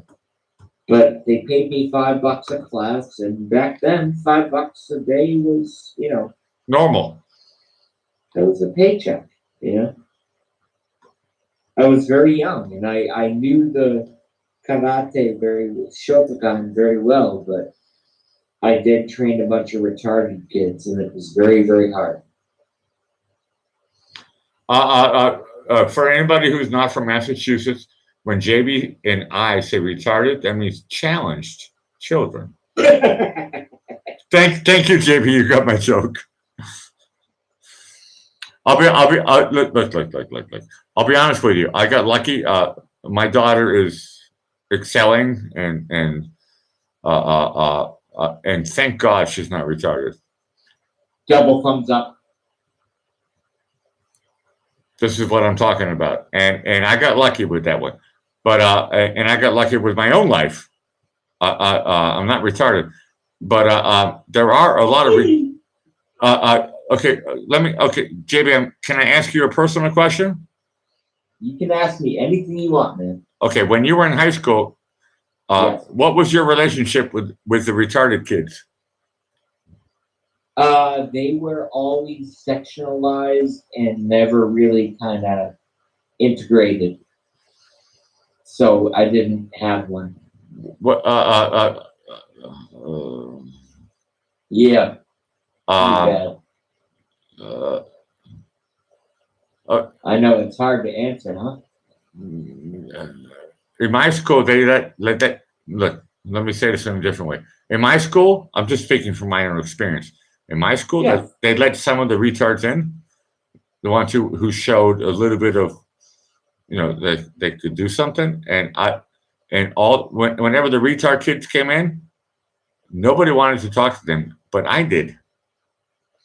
I'm going to cry right now, but it's probably for my own ego. But I felt sad for them, Yes. and I put this in my book. And I felt sad for the retard kids that got in, because they weren't really. Look, okay, they're retards, and I'm sorry. I know a lot of people when I said the word retard, and when you said the word retard, they people get upset. But that's the way they judged it. Okay, when I was in school, they were retards. Yeah. And when the smart retards came into my school, I said hello to them. Please tell me, Jimmy, you said hello to the retards. Of course. I know you did, because you're like me. I know you're like me. I've also worked in restaurants, and when we had like special needs customers and stuff, they would not only become my pride and joy of bussing their table, but they would become my pride and joy of serving their family. And you could tell, and you could feel the love. And what most people who listen to Blackie Fitzpatrick's fucking crazy ass fucking show know JB as like maybe this heartless New World Order yelling about motherfucker with black triangles and all kinds of fucking weird lights in the sky and all kinds of shit. But I had such an immense heart for these kids and sometimes adults, for these kids in the restaurant, and I would see them and I would read their parents and I would treat them especially well. And maybe that's bias. Call it bias. What, do you treat black people better than white people? What, do you treat white people better than black people? What, do you treat Asians better than white people? What, do you treat blacks better than Asians? Like, all this crap. No, I just felt like it's kind of cool if if somebody is obviously special needs and they're gonna have, their family is taking them out to a to like a nice dinner, and or a lunch or a brunch or something, and it's like the only goal of that family is, please do not let my autistic or retarded or whatever child, please don't act up. And when they don't act up and they get through the whole thing, it's just the most beautiful. But if they act up, you gotta deal with it. Okay. How's that for a fucking rant? Brilliant, JB. That was brilliant. And because it's based on truth. And I'll be honest with you, in my world, and I lived in London for 8 years, which is super PC. What you just said to me right now is PC, and I'm sorry if somebody doesn't understand that. Then maybe I am a conservative. Okay, because what I think is normal now has changed. When I was younger, and I'm sorry, I'm a little bit older than you, 15. In the old days, I was a Democrat, and now, and I'm sorry if this hurts anybody in my chat or in any of your friends, JB, but in my world, everything has changed a little bit, and I am really. Here's my last question for you before I say bye to you, JB. Are you happy with Donald Trump? Yes. Say bye, JB. Peace. Well, that was super sweet. Peace and love. Join the chat. That's the type of thing we like on the Blackie Fitzpatrick show. Wow, huh? JB live on my show. Not too bad. Ha ha ha ha. Hey, look. My question is, how soon is now?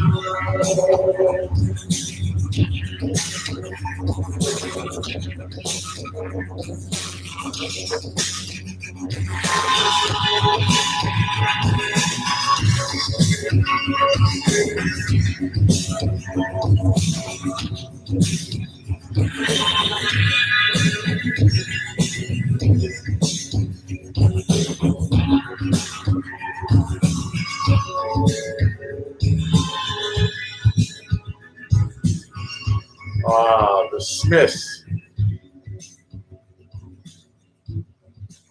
I have studied philosophy for, I don't know, 4 years. I'm not going to brag. But for 4 years, I thought to myself, how should I think for myself? How soon is now? Great request. The Smiths, androgynous name. Let's go to another androgynous name. By request, the Beach Boys. Fun, fun, fun. Oh, life.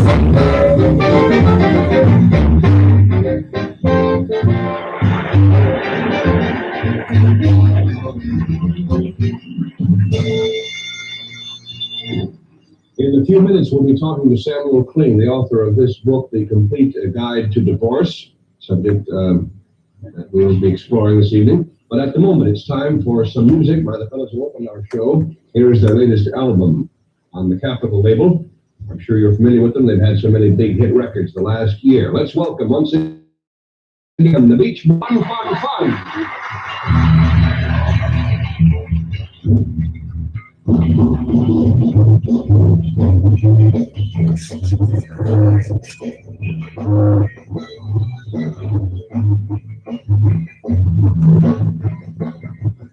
Well, she got her daddy's car and she cruised to the hamburger stand now. See, she forgot all about the library like she told her old man now. And with the radio blasting, goes cruising just as fast as she can now. And she'll have fun, fun, fun, when the daddy takes the TV away. Fun, fun, till the daddy takes the TV away. And she did it 'cause she wants to surprise like an ace, like an ace, now you walk like an ace. She makes the Emmy vibe, put her the fine for over cherry and face like an ace, now you look like an ace. A lot of guys trying to catch her, but she leaves them for a while. 'Cause she's like an ace, now you vibe like an ace. She'll have fun, fun, fun, till the daddy takes the TV away. Fun, fun, till the daddy takes the TV away.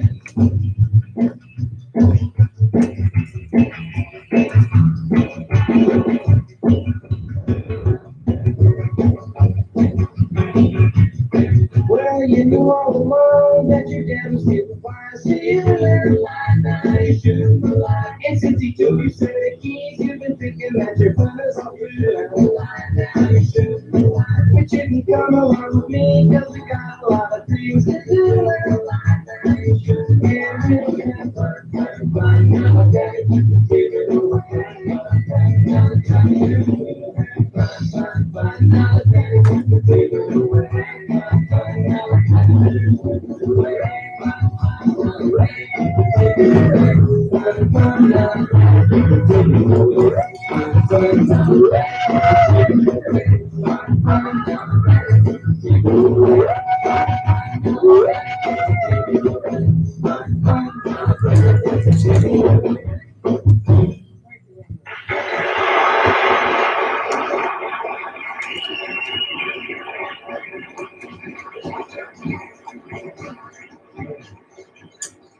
The Beach Boys, 1964. Look, talk about the king of lo-fi. You're watching Black Rose Patrick. Look. I'm going back to the old school way.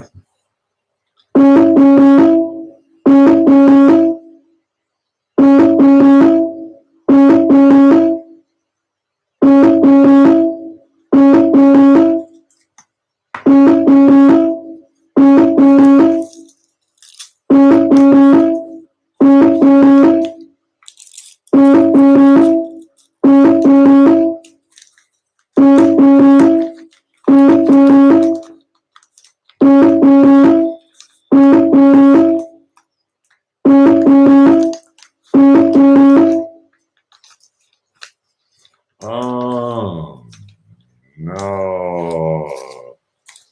There's a bus stop. Okay, look. Some people tell me I should stay, keep it online.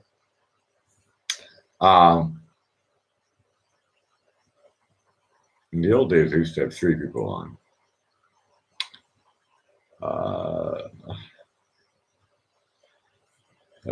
Joan, can I call you? Well, okay, I'm going to call Joan.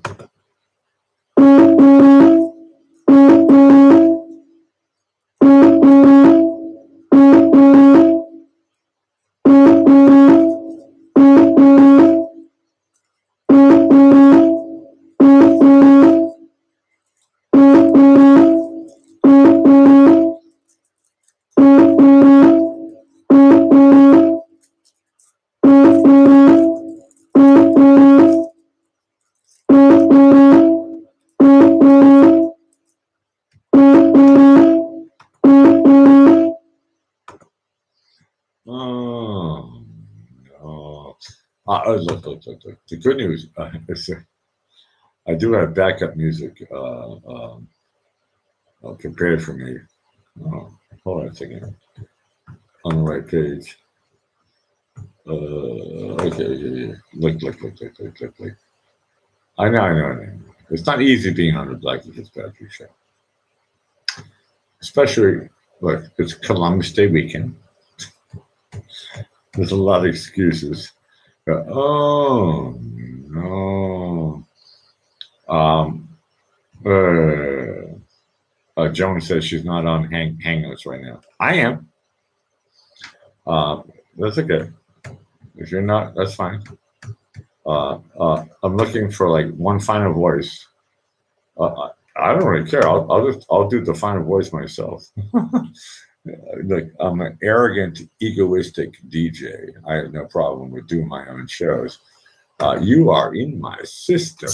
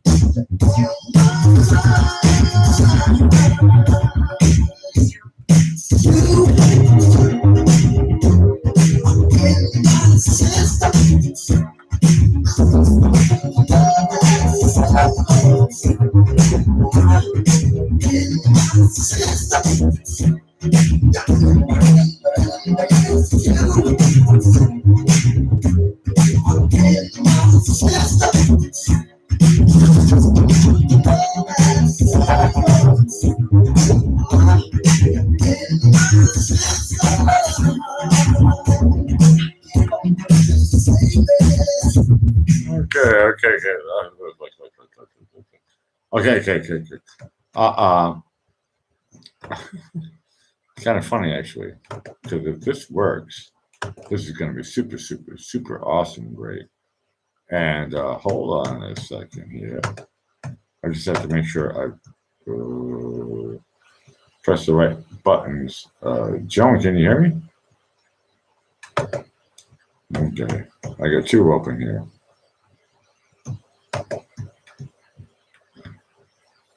Joan, can you hear me?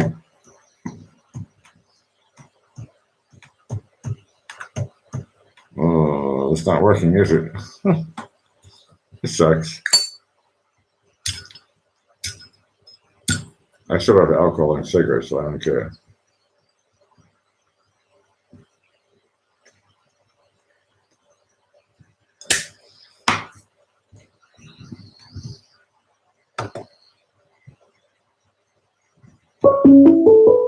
Okay, hold on a second here. Dean, the dancing machine. You can hear me.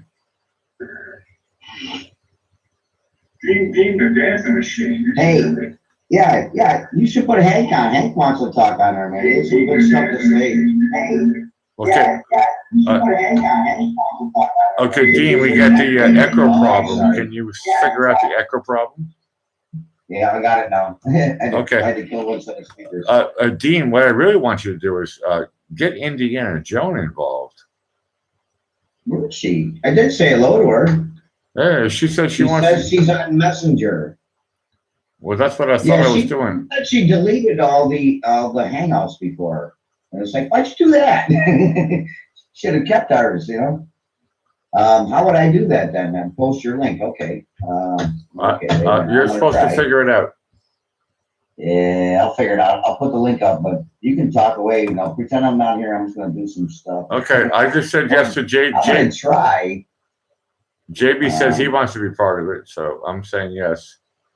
I don't know. All right, JB's cool too. Yeah, but JB, like I said, Hank Hill was trying to get in there too. Yeah, put him in. You could put a link. Hey, JB, put the link, JB. JB knows more computer shit than me, so. He's younger than us. Hey. So yes, of course he does. Yeah, little quicker on that. Little hip. Yeah, I'm hip.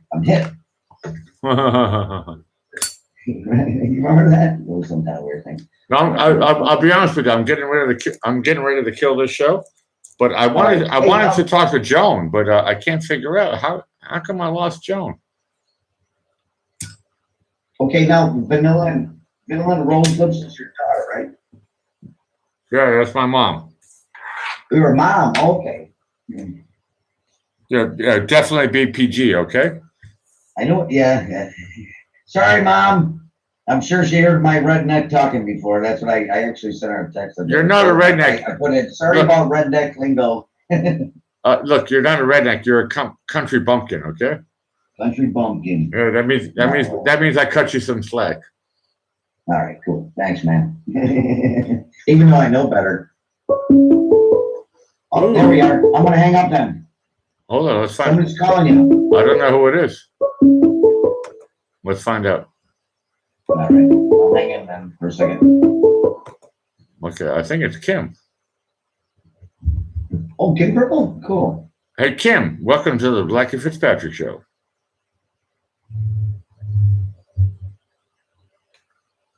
Yeah, I don't see anybody else though. When is he on? Kim, are you on live? I don't even know where I am. Look, in German, I may have pressed the hang up button. Kim, call back.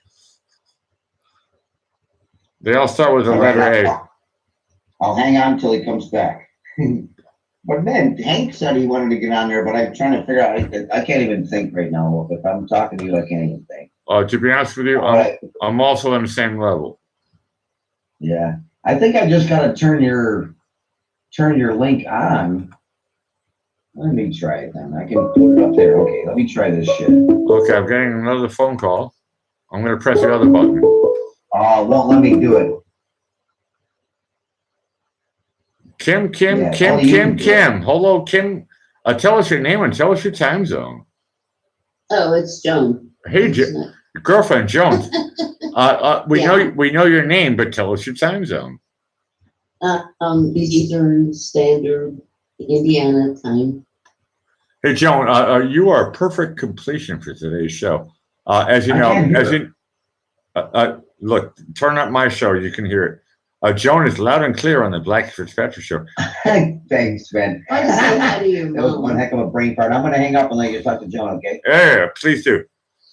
I Hey, did. Talk to everybody. Hi, Mom. hey, Mama Alec. hey, Joan, it is 0137 here in Vienna, and I know you guys are having a fun time in Indiana. But Joan, I want to say one thing to you. First, this is a personal. I'm so glad that you're my friend. Oh, I love you guys. I love you know? too. My second request for my show is, Joan, you have the floor. Oh. I really didn't want the floor, but No. Oh, you had a great You show came back. tonight. I loved that's listening to Dean and JB. You had a great show. And you. And just, I mean, you're my favorite, so. hold on. Look. Joan, your favorite is Yes. me? Yes. Clarify. My My mother's watching. Be honest. Oh, I know. She sounds like a real sweetheart, but My mother's an Yeah. art. My mother is an artist, and oh, nice. and look, she's my mother, so of course I love her. But why do you think that out of the YouTube streamers that are coming out these days, it seems like everybody has a show, right? So I got a show. Why, girlfriend? No. I'm sorry. Let me clarify. You were born where? New York. This is for my mother. You were born where in New York? Long Island. Okay. And where did you go to high school? I went to high school in Florida. Okay. And where do you live now? Indiana.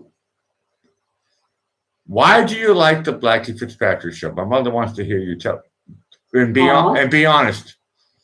I like it because And you're also allowed to say why you don't like it.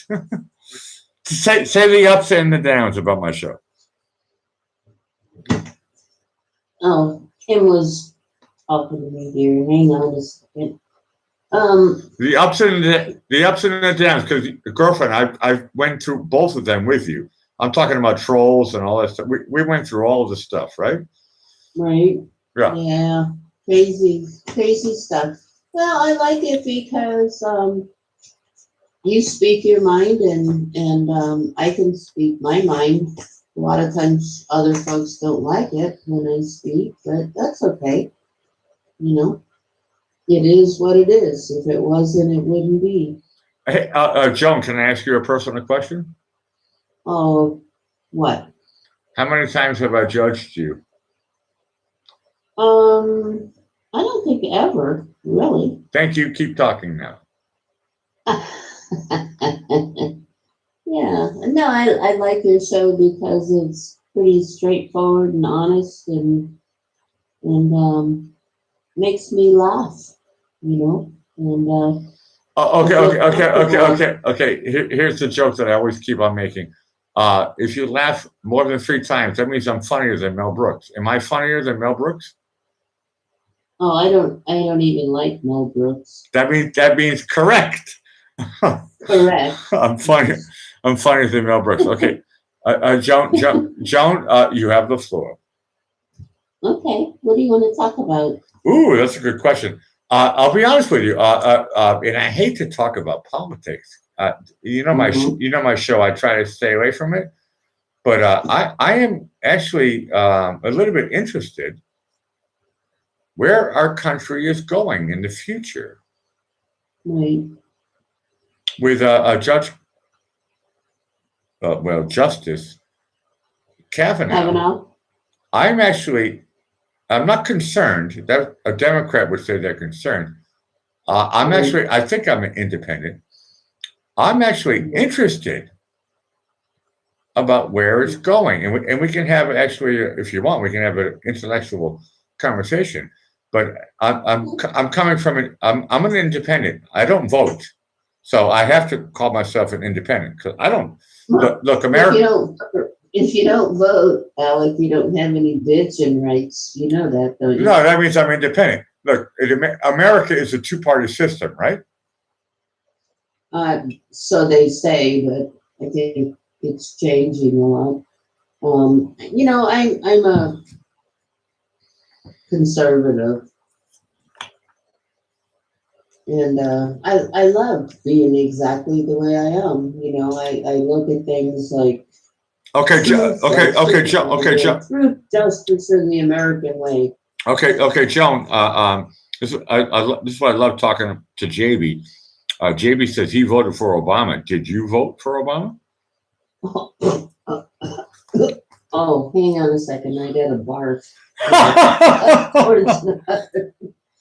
No. Have you ever? No, and you know. Did you No. vote? Did you vote for Dukakis like I did? No. So you have always been okay. I voted for Kane in that election. Okay.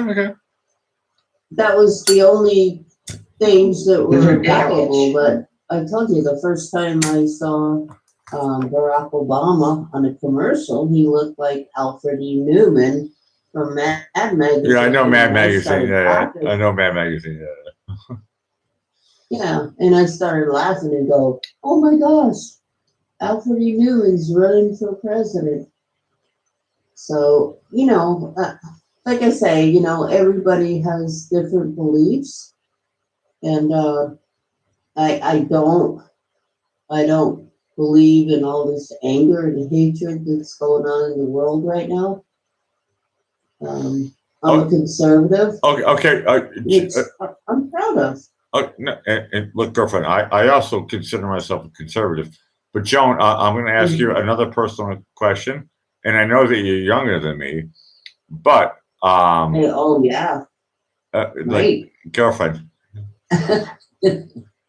you know, you and me are friends, Yeah. okay? Oh yeah. In another world, if I had my own show, I would say, girlfriend, you know, I love you, right? So you get that part, right? Okay, I love the way you think. Okay, I love the way I love the way you act, and I love the way you think. Really comes first, but I don't really find. Look.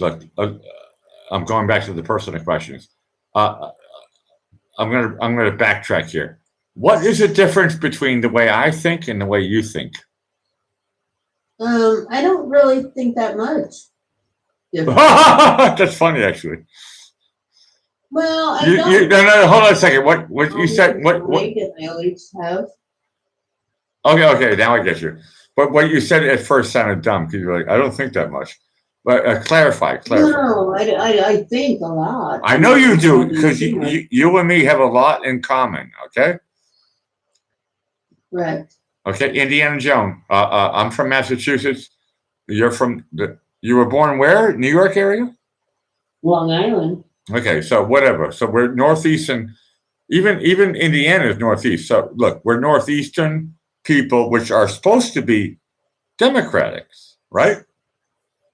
We are. Right. I'm sorry, in Massachusetts, it's a Democratic state. Oh yeah. Yeah.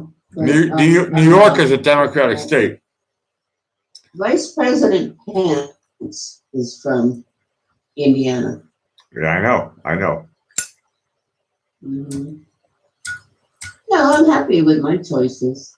You know, I God bless Judge Kavanaugh and his family for what they went through, and it's horrible. I mean, I saw a YouTube video of some guy round kicking a woman in her face, today, and it broke my heart because she's anti-abortion. You know, if I was for abortions, holy crap! I mean, I don't feel that way, and we're all entitled to our own judgment on things. Okay, how far can I go? Joan, you know, I talk honestly with you all the time. Yes. How far, if you brought up the word abortion, how far can I go with you on this subject? Oh, well, I'll shut you down if you go too far. You know that. I know, girlfriend. Look, and you know I respect you, and I always have from day one. From day one, yeah, I'd like to push you, but I've always respected you tremendously. Thank you. You know what I'm talking about. Yes. I know who you are. I'm not like, I don't put a blanket over a subject matter and ignore people and all. It's weird. I'm looking at a picture of Kim and I'm talking to you. It's freaking me out. A picture of Kim? No, that's not me. That's I Kim. no. That's a half joke. If anybody gets that joke, they get it. But girlfriend, I'll be honest with you. When I was younger, I was like full abortion rights forever. And since I've been a father, I feel like I'm more conservative. Yeah. I think that when God decides, an angel comes. Look, Thank you. indulge me. Okay, indulge me. If I get weird, indulge me. Okay.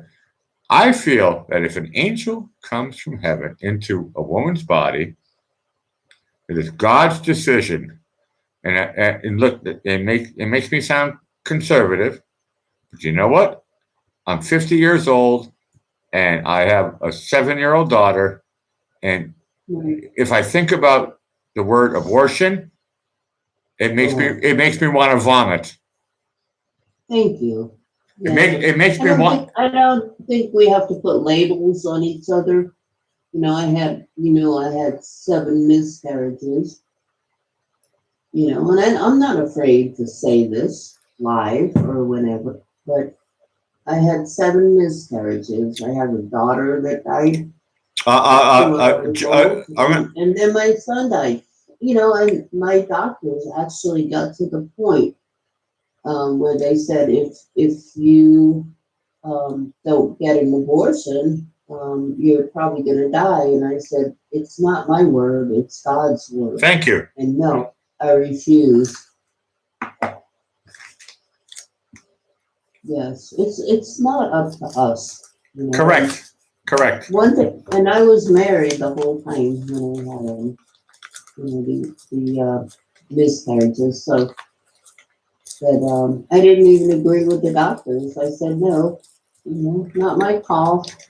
I said I'm with God, you know. Okay. Joan, I want to stay with the same subject. I'm sorry to cut you in, but I want to stay with the same subject. I was talking with Isabella's son today, and Isabella's son said, "Wow, Blackie, you really believe in God?" And I told him, "Yes, 100%." Yes. And so my question to you, Joan, do you believe in God? Absolutely. So Yeah. when I talk to him every night. me too. Trust me, girlfriend. Me too. And every morning. Yes. Me too. But okay, Tristan, Isabella's son, just turned 22 today. Well, this week, and but we had a birthday celebration, and he was like, "Yeah, I'm 22," and he was like, "I am totally confused." And hey, do you remember when you were 22? It's not an easy time, right? Yes, when I was 22, I was married and already had 2 miscarriages. Do you want to talk about why you had miscarriages? I don't know. You know, it was some kind of Well, we're look, girlfriend. We're talking about God. Do you want to talk about it? Because God is in charge of everything. You understand this part, don't you? Okay, well, it wasn't up to me then. No, it wasn't. Nope. How hard was it for you? How hard was it for you as an individual? I still struggle with it daily. My mother had one miscarriage before I was born. She had a miscarriage, and if my mom is watching right now, she probably won't chat. But maybe I hope mom, you're listening, because Joan knows what miscarriages are all about. And my mother doesn't like. I was devastated. My I mother still am. My mother. Okay, Joan, stay on board with me. My mother doesn't like talking about it. So, Joan, tell us about what it's like to have a miscarriage. Oh, for real, what it's like. How long did you carry the baby before the baby was pronounced dead? I'm sorry to be rude, but I talk truth on the Blackie Fitzpatrick show. It was devastating, and I'm still devastated. And I just lost my son that was 2 pounds, 9.5 ounces. He struggled with drug abuse, and that just made things worse, I reach out to other people, and other people reach out to me. I don't know if you have any idea how many people have lost their children.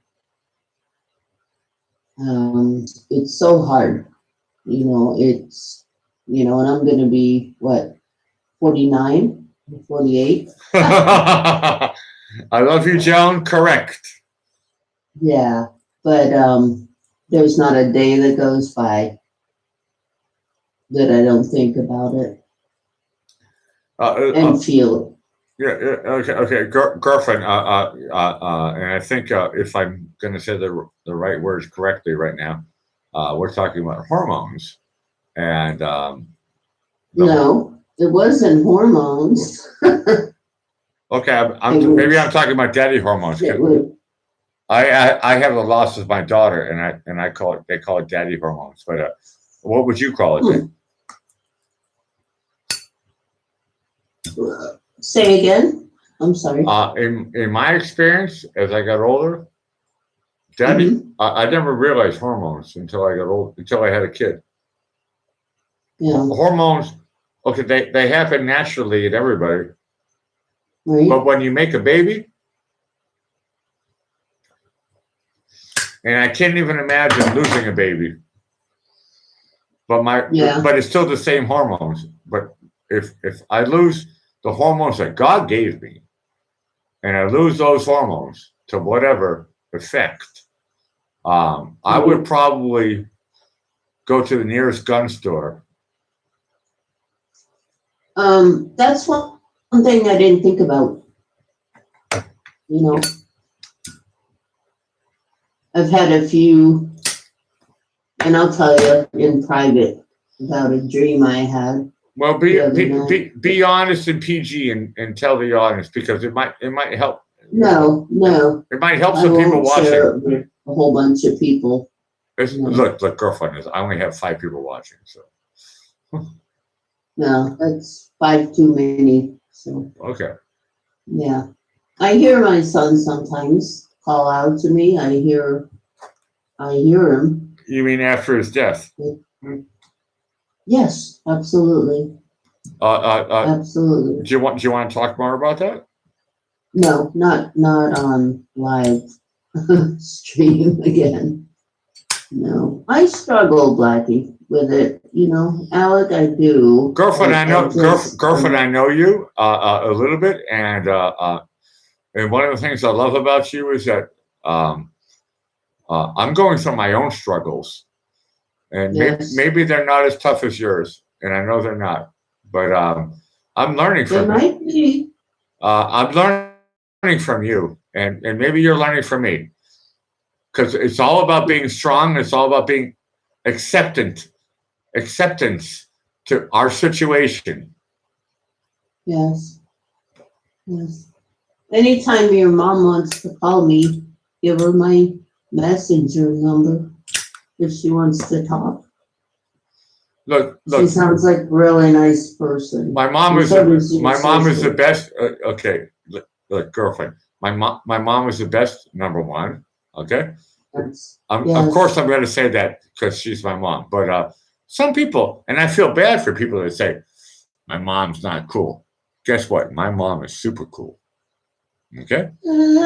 Who says your mom's not cool? That would be like No, if no, no, someone I'm said talking- my mom wasn't cool. No, no, no. I'm talking about other people. I'm not talking about my experience with my mom has always been great, but I'm talking about other people, and they say, "Oh, I have a great."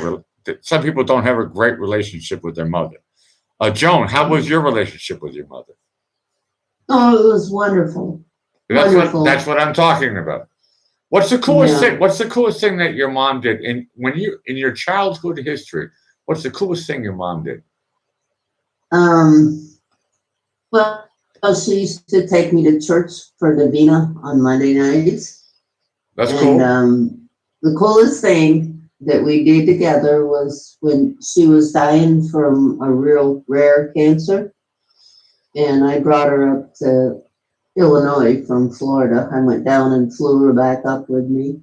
And she lived 9 more months. And it was awesome. We used to go out every day, and then came the time when I went to pick her up, and she couldn't go out. She couldn't get out of bed. But I stayed with her the whole time in the hospital. Awesome. Yes, I love my mom. Oh my gosh. Okay. Indiana Joan, I'm going to share my favorite experience with my mother. Uh-huh. It was 1976. My mother painted her car as the American flag. Oh, And she called it the bicentennial. So I'm saying it wrong. Bicentennial. Bicentennial bomber. And a lot of people, it was like half. Half of the people were like, huh? And the other half were like, awesome. My mother painted her car. It was like a station wagon. She painted Oh, wow. painted the car with red, white, and blue, with the whole flag on both sides. Nice. 1976. Who's calling me? Hold on, Joan. It's a call on the bone phone. Answer it, baby. I ain't got call waiting. Looks like we got Dean in the answer machine. Hold on a second. Okay, I love Dean. He's a sweetheart. Yeah, I know, but I'm having fun with you, Indiana. Huh? I'm having fun with you. I want to hang out with you. Okay.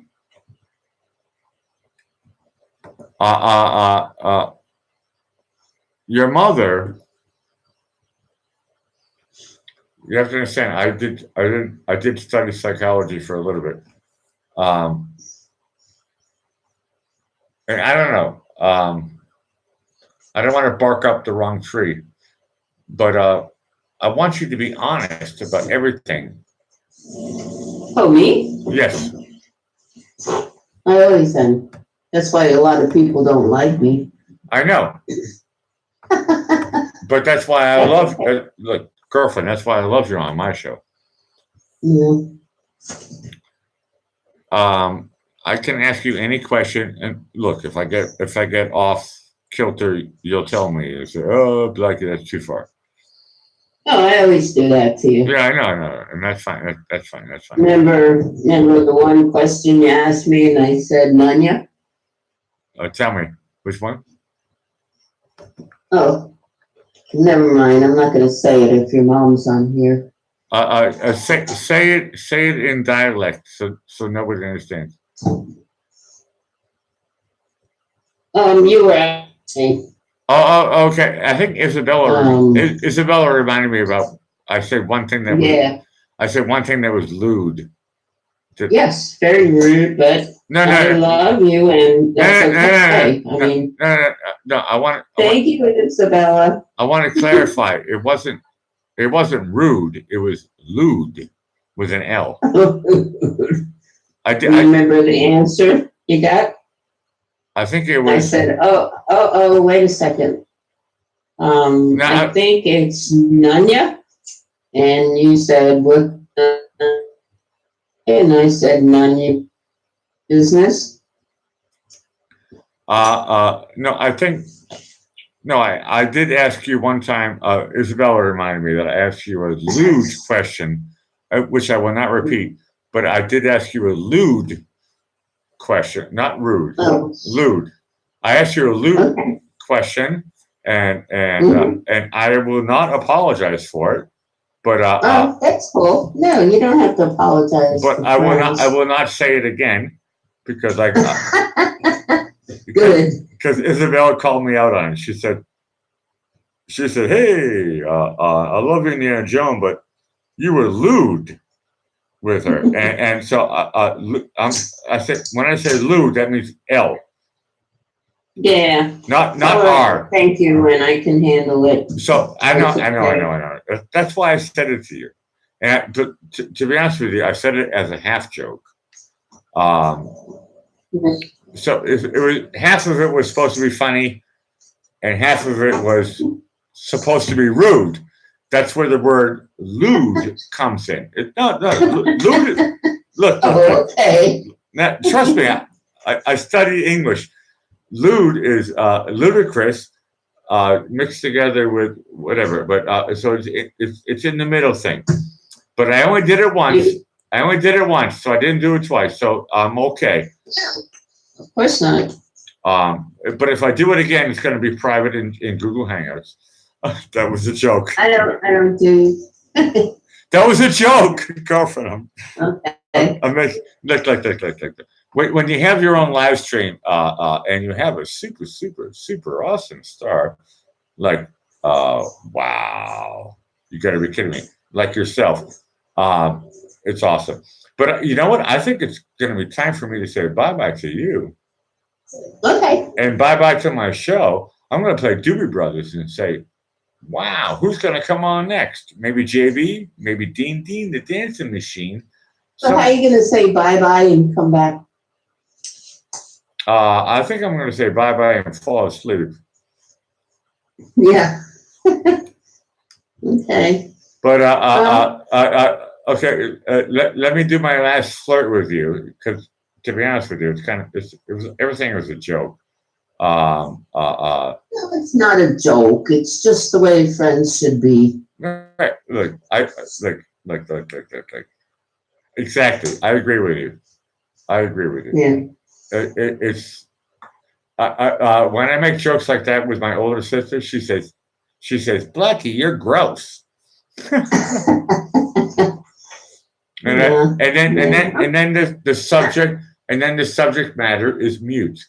So it's up to somebody to kill it. But I am totally respectful, and it's like, okay. So I like to play with words, and I like to play with challenges, and I like to play with a lot of different things. I especially love to play with music, and anybody can read whatever they want to read into it, whatever their political party is. Right. My last question is, and I said this show was not going to be political. Are you happy? Joan, are you happy about Kavanaugh? With Judge Kavanaugh? Yeah. Absolutely. Me too. Yeah, I mean, I was doing a happy dance, I think, last night. Me too. It's so crazy. Me too. With the Demorites, that's what I have all different names for them, but it's way crazy. Girlfriend, I don't have to say this out loud. It's 5-4 now. Yeah. I mean, I have no problems. Our country, girlfriend, our country has now gone conservative. I'm curious. This is the first time in my lifetime Yes. it's gone conservative for the first time. I'm optimistic, and I hope it's the best way. I really believe in President Trump. Me too. Me too. Being from New York, I understand him. Me And too. I love him. And, I love his sense of humor, but that's the way we are, New Yorkers, and Dean knows that too. He's a New Yorker. No, I am. It's funny. Yesterday, when I heard the result on, I think I was watching some Fox channel or something, and Yeah. everybody said it was going to happen. They said it was going to happen 3 months ago, but then it was this whole drama, and then when it finally really came through, I was like, awesome. I want to see what happens with with the 5-4 in the Supreme Court. I want to see what happens to our country with the 5-4. The 5-4. You know what I don't have to explain it to you. Now that there's a 5-4, I want to see what happens. I think this was, like I said, I'm a conservative. I voted for Trump. I'll vote for him again, and I believe in him. And people, the other side, I just don't believe all the hate they have in their hearts and souls, and it bothers me a lot because they yell about conservatives, they yell about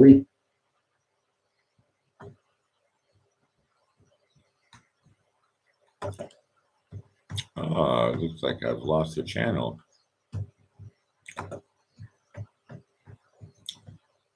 I have some internet problems, but that's okay because I'm going to kill this show.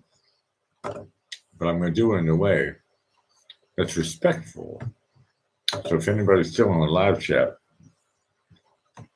I have 8 watching. Wow. Look. Thanks, Joan. Sorry for the look.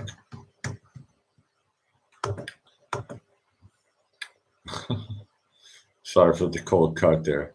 Joan, great interview. JB was great. Dean, the dancing machine was super, super awesome. And I got a good crowd here going. I'm going to play a couple of songs just to look. Let's wind this show down. How do I do that? It's impossible. You're watching the Blackie Fitzpatrick Show, King of Lo-Fi, live from the Blackie Fitzpatrick Studios here in the 10th district of Vienna.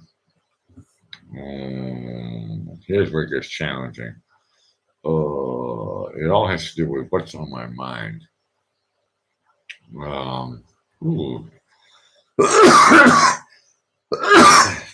That's pretty good.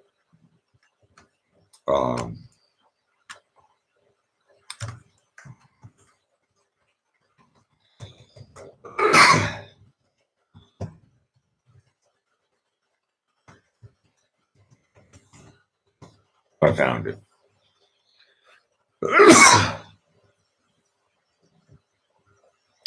You guys have been super, super, super awesome. Great.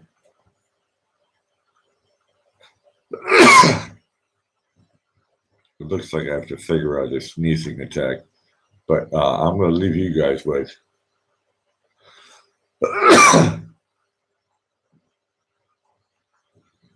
Hold on, let me check the temperature. Yeah, the temperature is dropping here in Vienna.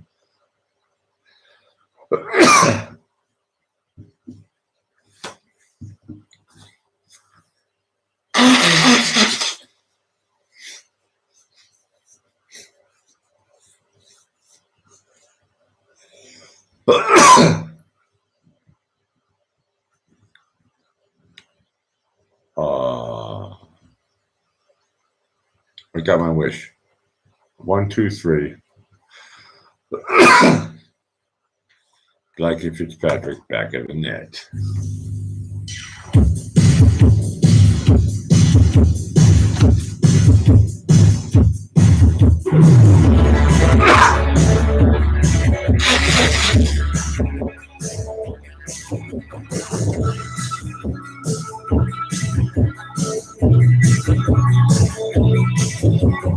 A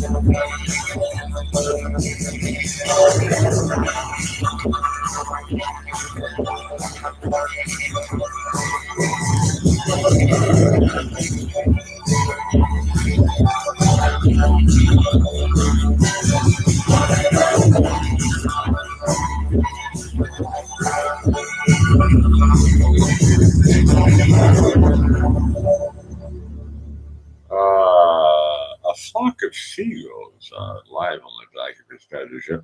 Look.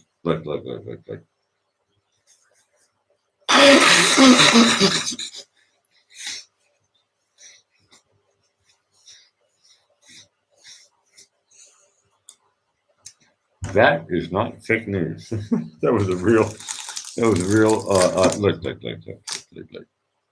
Look. You guys are great. Anybody who has not pressed thumbs up, do it now. I'm going to kill this show pretty soon. But you know what? I just realized I'm going to stay awake for a little bit. I think I've had my 3 guests on. I'm happy. I've got my hat on. That makes me warm. That's really, really good. And I'm sorry, JB, if you want to do a show after, give me 20 more minutes. Isabel is thinking 15 minutes. Isabel, 15 or 20? When should I finish? She says, I don't know. Can I go forever? I can't hear you. She said, it's my decision. So we got, look. I'd like this, more than a handful of crowd. We get, look. The Black and Fitzpatrick show is about acceptance.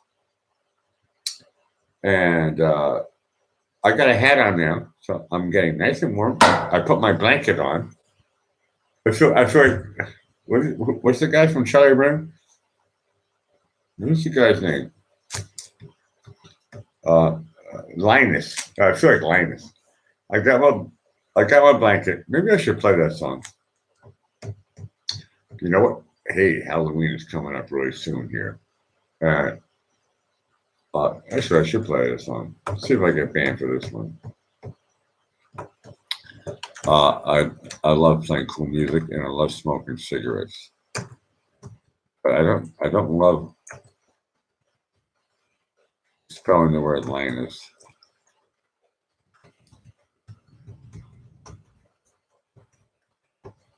No, I can't spell it.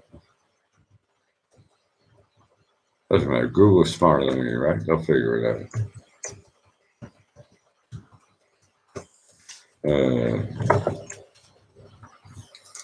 Look. This is a name that I always forget to remember. And you would think, as a professional musician, wow, how come I don't remember Vince? Okay, because the name is hard to pronounce, that's why. Vince Girardi Trio, Linus and Lucy.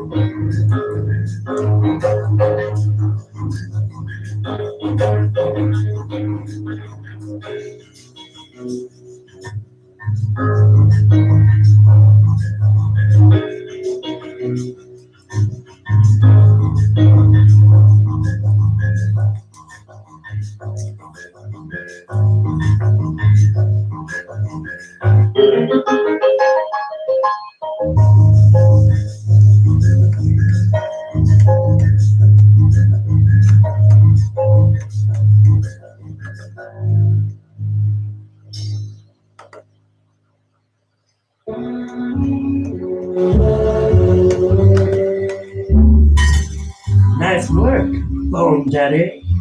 Yeah, I guess so. Just like last year. The year before that. The year before.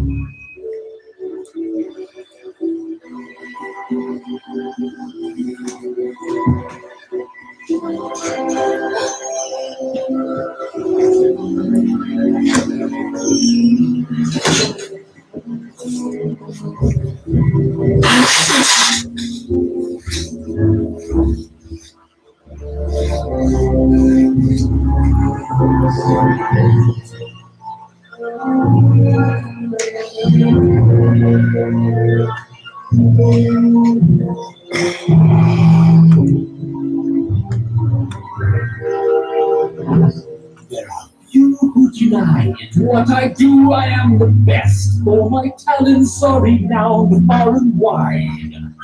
When it comes to surprises in the moonlit night, I excel without ever even trying.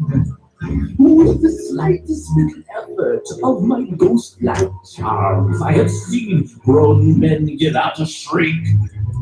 With the wave of my hand in a well-placed bow, I have swept the very bravest off their feet. Yet year after year, it's the same routine, and I grow so weary of the sound of screams. And I, Jack, a pumpkin king, have grown so tired of the same old thing.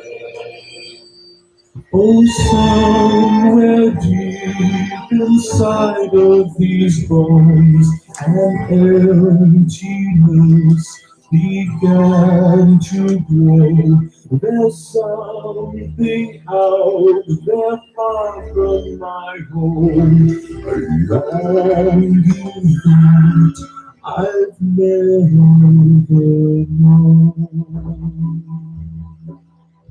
I'm the master of fright, and a demon of light, and I'll scare you right out of your pants. To a guy in Kentucky, I'm Mr. Unlucky, and I'm known throughout England and France.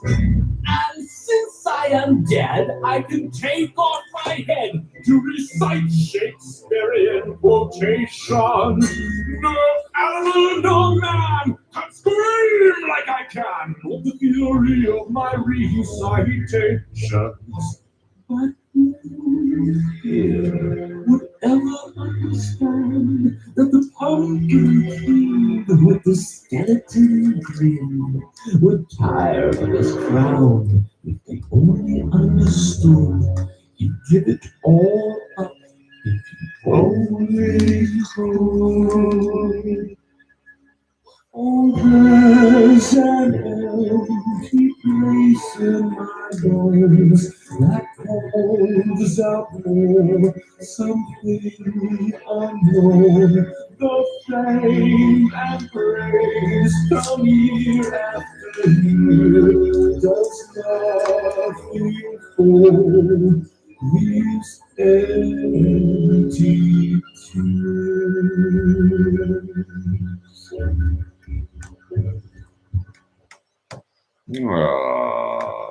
I love playing this song. Look.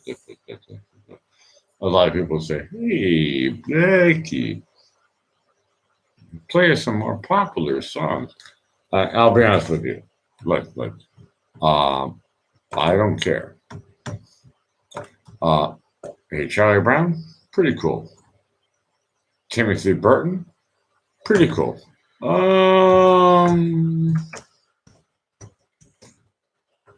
Look, for anybody who knows me,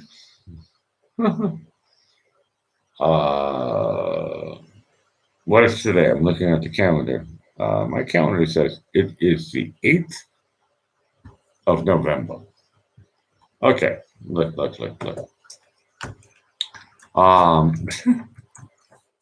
It's very. I didn't start the show until JB started going live earlier this year. I started going live like January or February, or just after JB. But I'll be honest with you.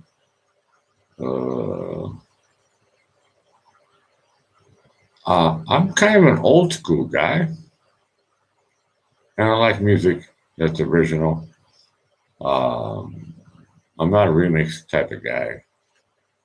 I like new music, and I like redone versions and all that stuff. But if I hear original music that's awesome, this one comes to mind.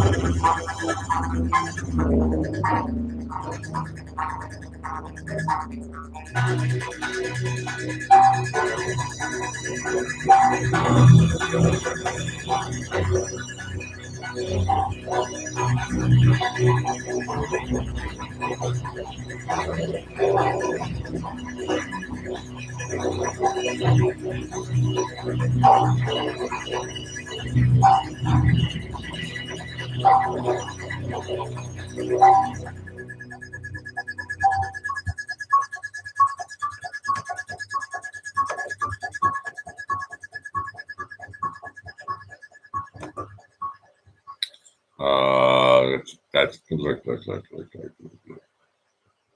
Look. I love music.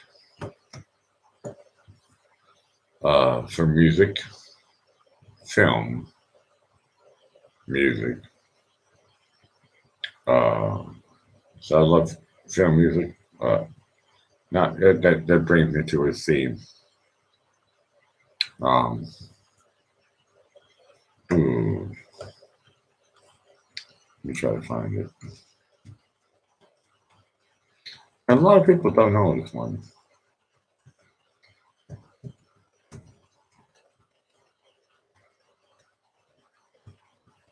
I'm gonna play this one. It's only 325,000 views. Here we go.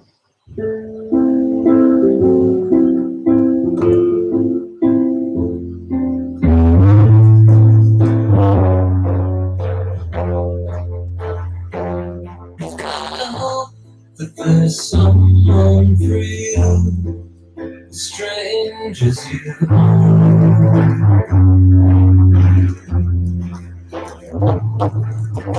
up with the things that you do without trying to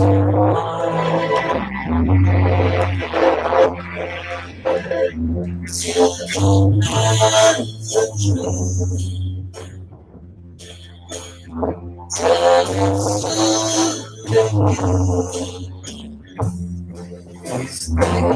truth.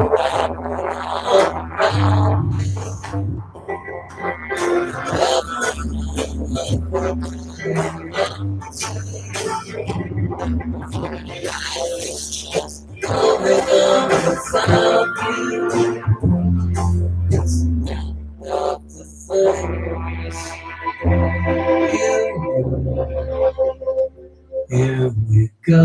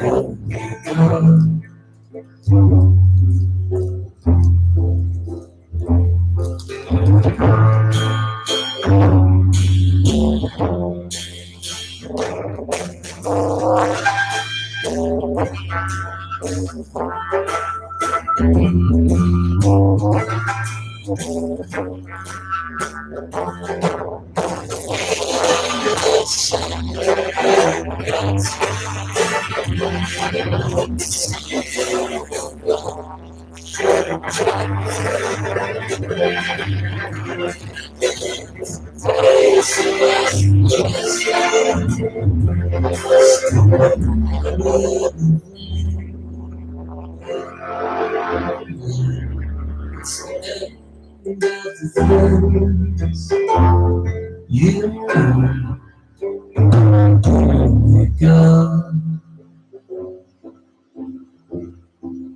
someone can say, no,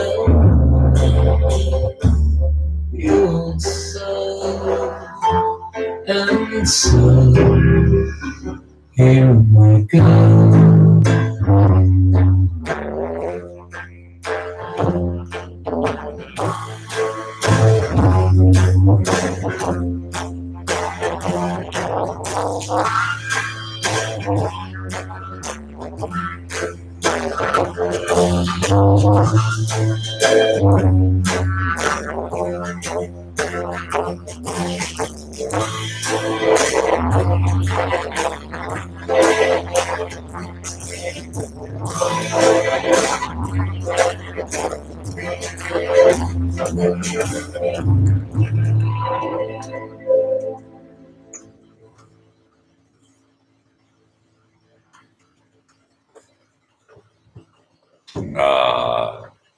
Look.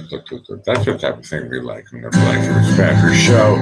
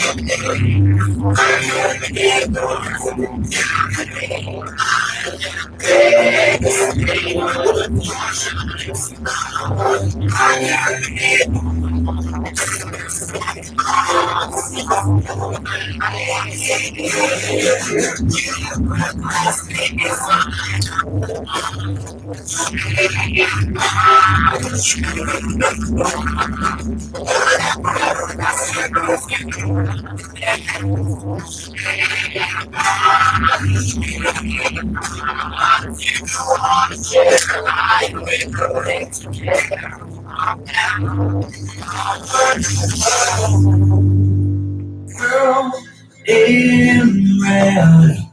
Tell me why you're confused.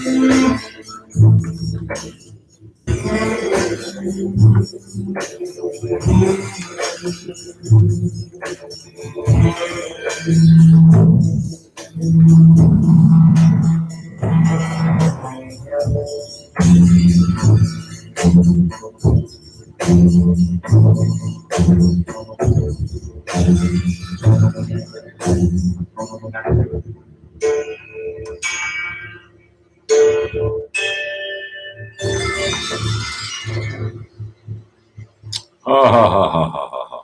Hey, look, Mike. Mike, if you want to talk one-on-one to me, that song was not super scary. I will challenge you. I'm going to play you a scary song because I know the colors of music. I love Henry Mancini. Brilliant, awesome music. And I love Henry Mancini. I'm not even making fun of him for a second. I respect Henry Mancini, every iota of the music that he wrote. But he wrote in Aeolian. I can make a real big joke here right now. I do understand what mode is the way I study music. But the color of his music was Aeolian. That's pretty cool. A little bit. I'm tiny depressed. And I might surprise, and if anybody's watching my show, great. And for anybody who's watching my show tomorrow, and hello to my lurkers, especially my ex-wives. There's a lot of people like, I don't want to watch your show.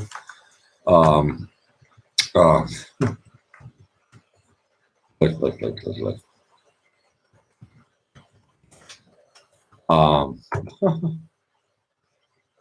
That song was written in Aeolian. Brilliant. This song was written in Phrygian. And if you want to talk to me about music theory, my name is Blackie Fitzpatrick. I'm the king of lo-fi. And if you want, Mike, I'm not getting angry with you. I'm asking you to Wikipedia. Okay, prove me wrong. This song is written in Phrygian.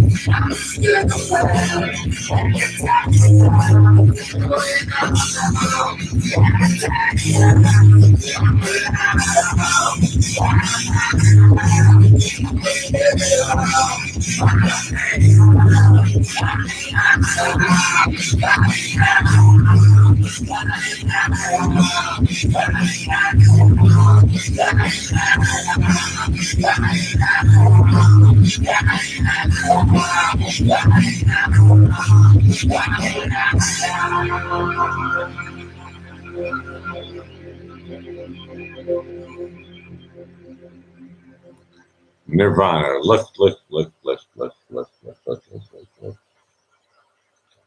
Anybody watches my show, and hey, if you're new, hi, lurkers. Look.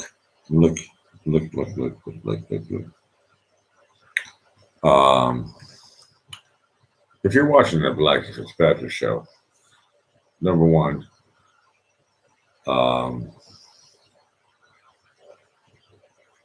you're watching the King of Lo-Fi. For a start, your chat room, bunch of nice people. I've managed to filter it down. I killed the deranged people about 4 or 5 months ago. So we got a small intimate crowd here. You want to hear a song? Hey, give me a request. If not, I'll play music that was very, very important to me.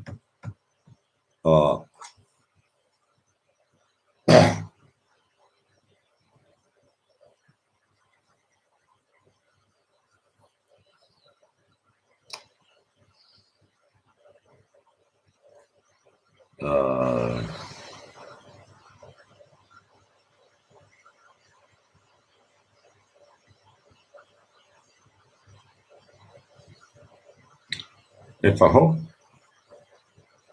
if I wish, it's music that's important to you too. Thank you for watching the Blackie Fitzpatrick Show live from Vienna. It is now 0249. Here's my last song by request by me. And I'm killing the show. And you guys are super, super awesome. Great. Thank you for watching the Blackie Fitzpatrick Show. Look. I don't show up every day. So if you showed up tonight, awesome. Here's your last chance. Press thumbs up. And to be honest with you, I don't really care. But for my ego and your own ego, press thumbs up. If I'm playing good music, I don't know. Hold on a second. What is good music? Is it red? Is it purple? Is it black? Is it yellow?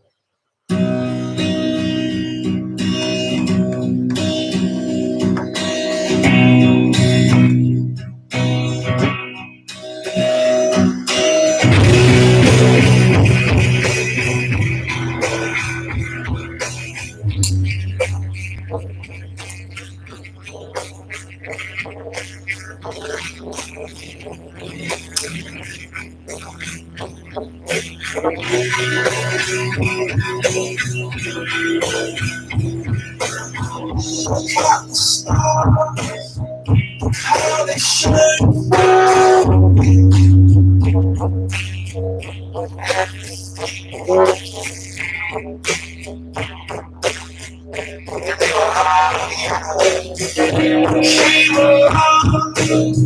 I wrote a song for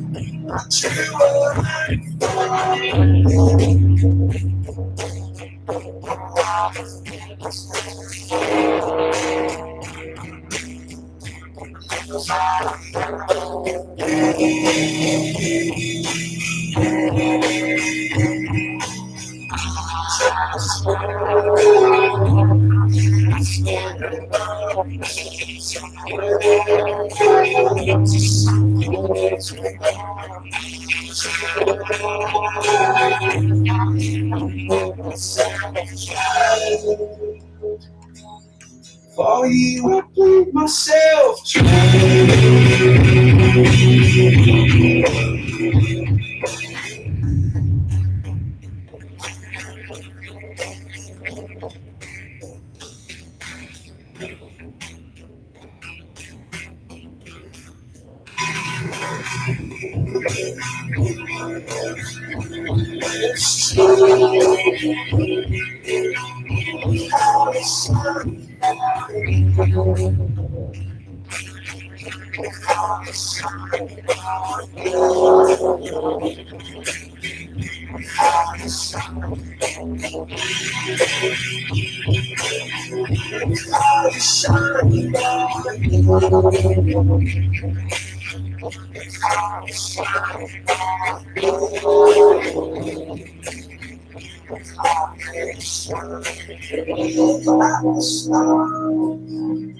How they shine through all the things that you do.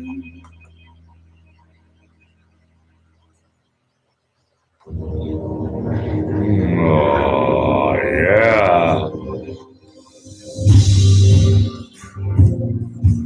That's the advertisement. One of my favorite songs in the world.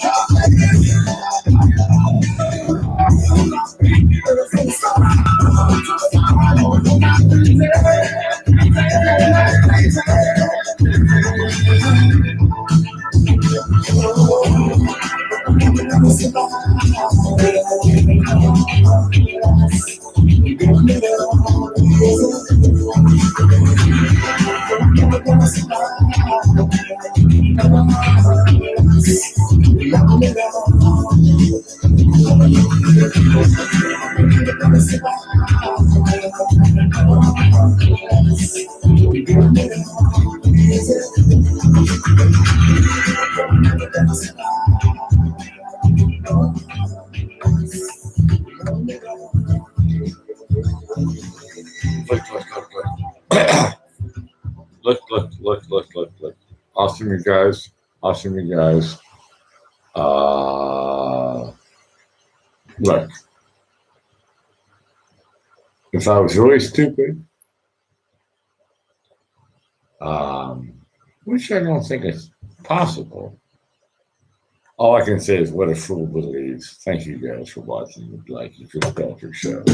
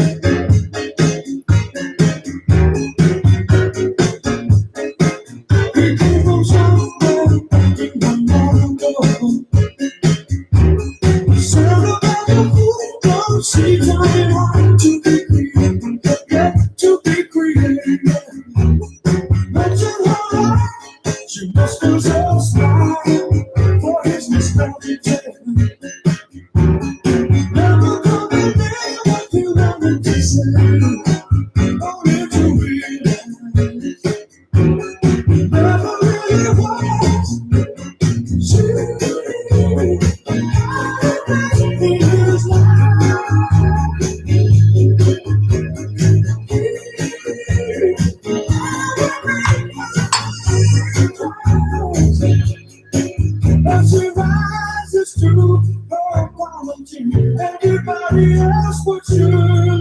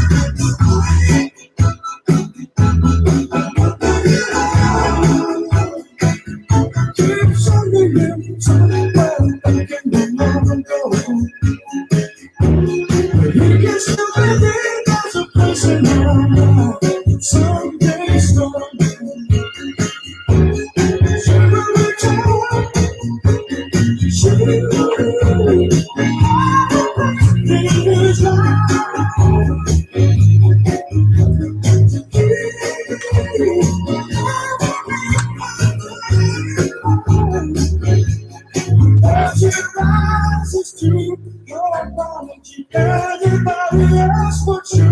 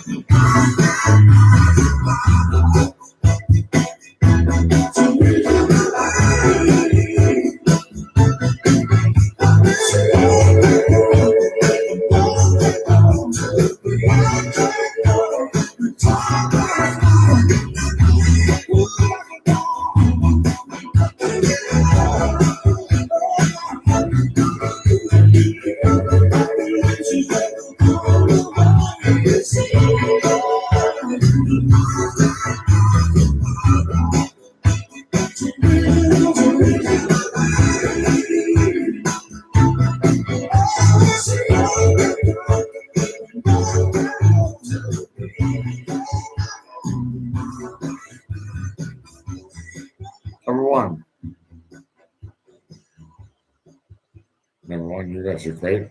Thank you so much for watching the Life of Fitzpatrick Show. Number two, press like and subscribe and whatever, ring the bell. I don't really care, to be honest with you. But if you didn't do it and you want to do it, do it. It says it. But whatever. You guys are super great. I'm glad that you watched my show. And it's fun. And no comments about the ratio. I don't care, to be honest with you. I really like that. You guys are great. You guys are all great. Do what you got to do. I'm saying bye-bye, and I'm sure that you guys are going to say hi, and find somebody else who's going live. Hopefully it's Dean at Dancing Machine, or maybe JB. We'll see who's going live. I'm going to say bye-bye from Vienna. Ciao for now. Ciao. You guys are great. I love you. See you next time. See you next time live from Vienna.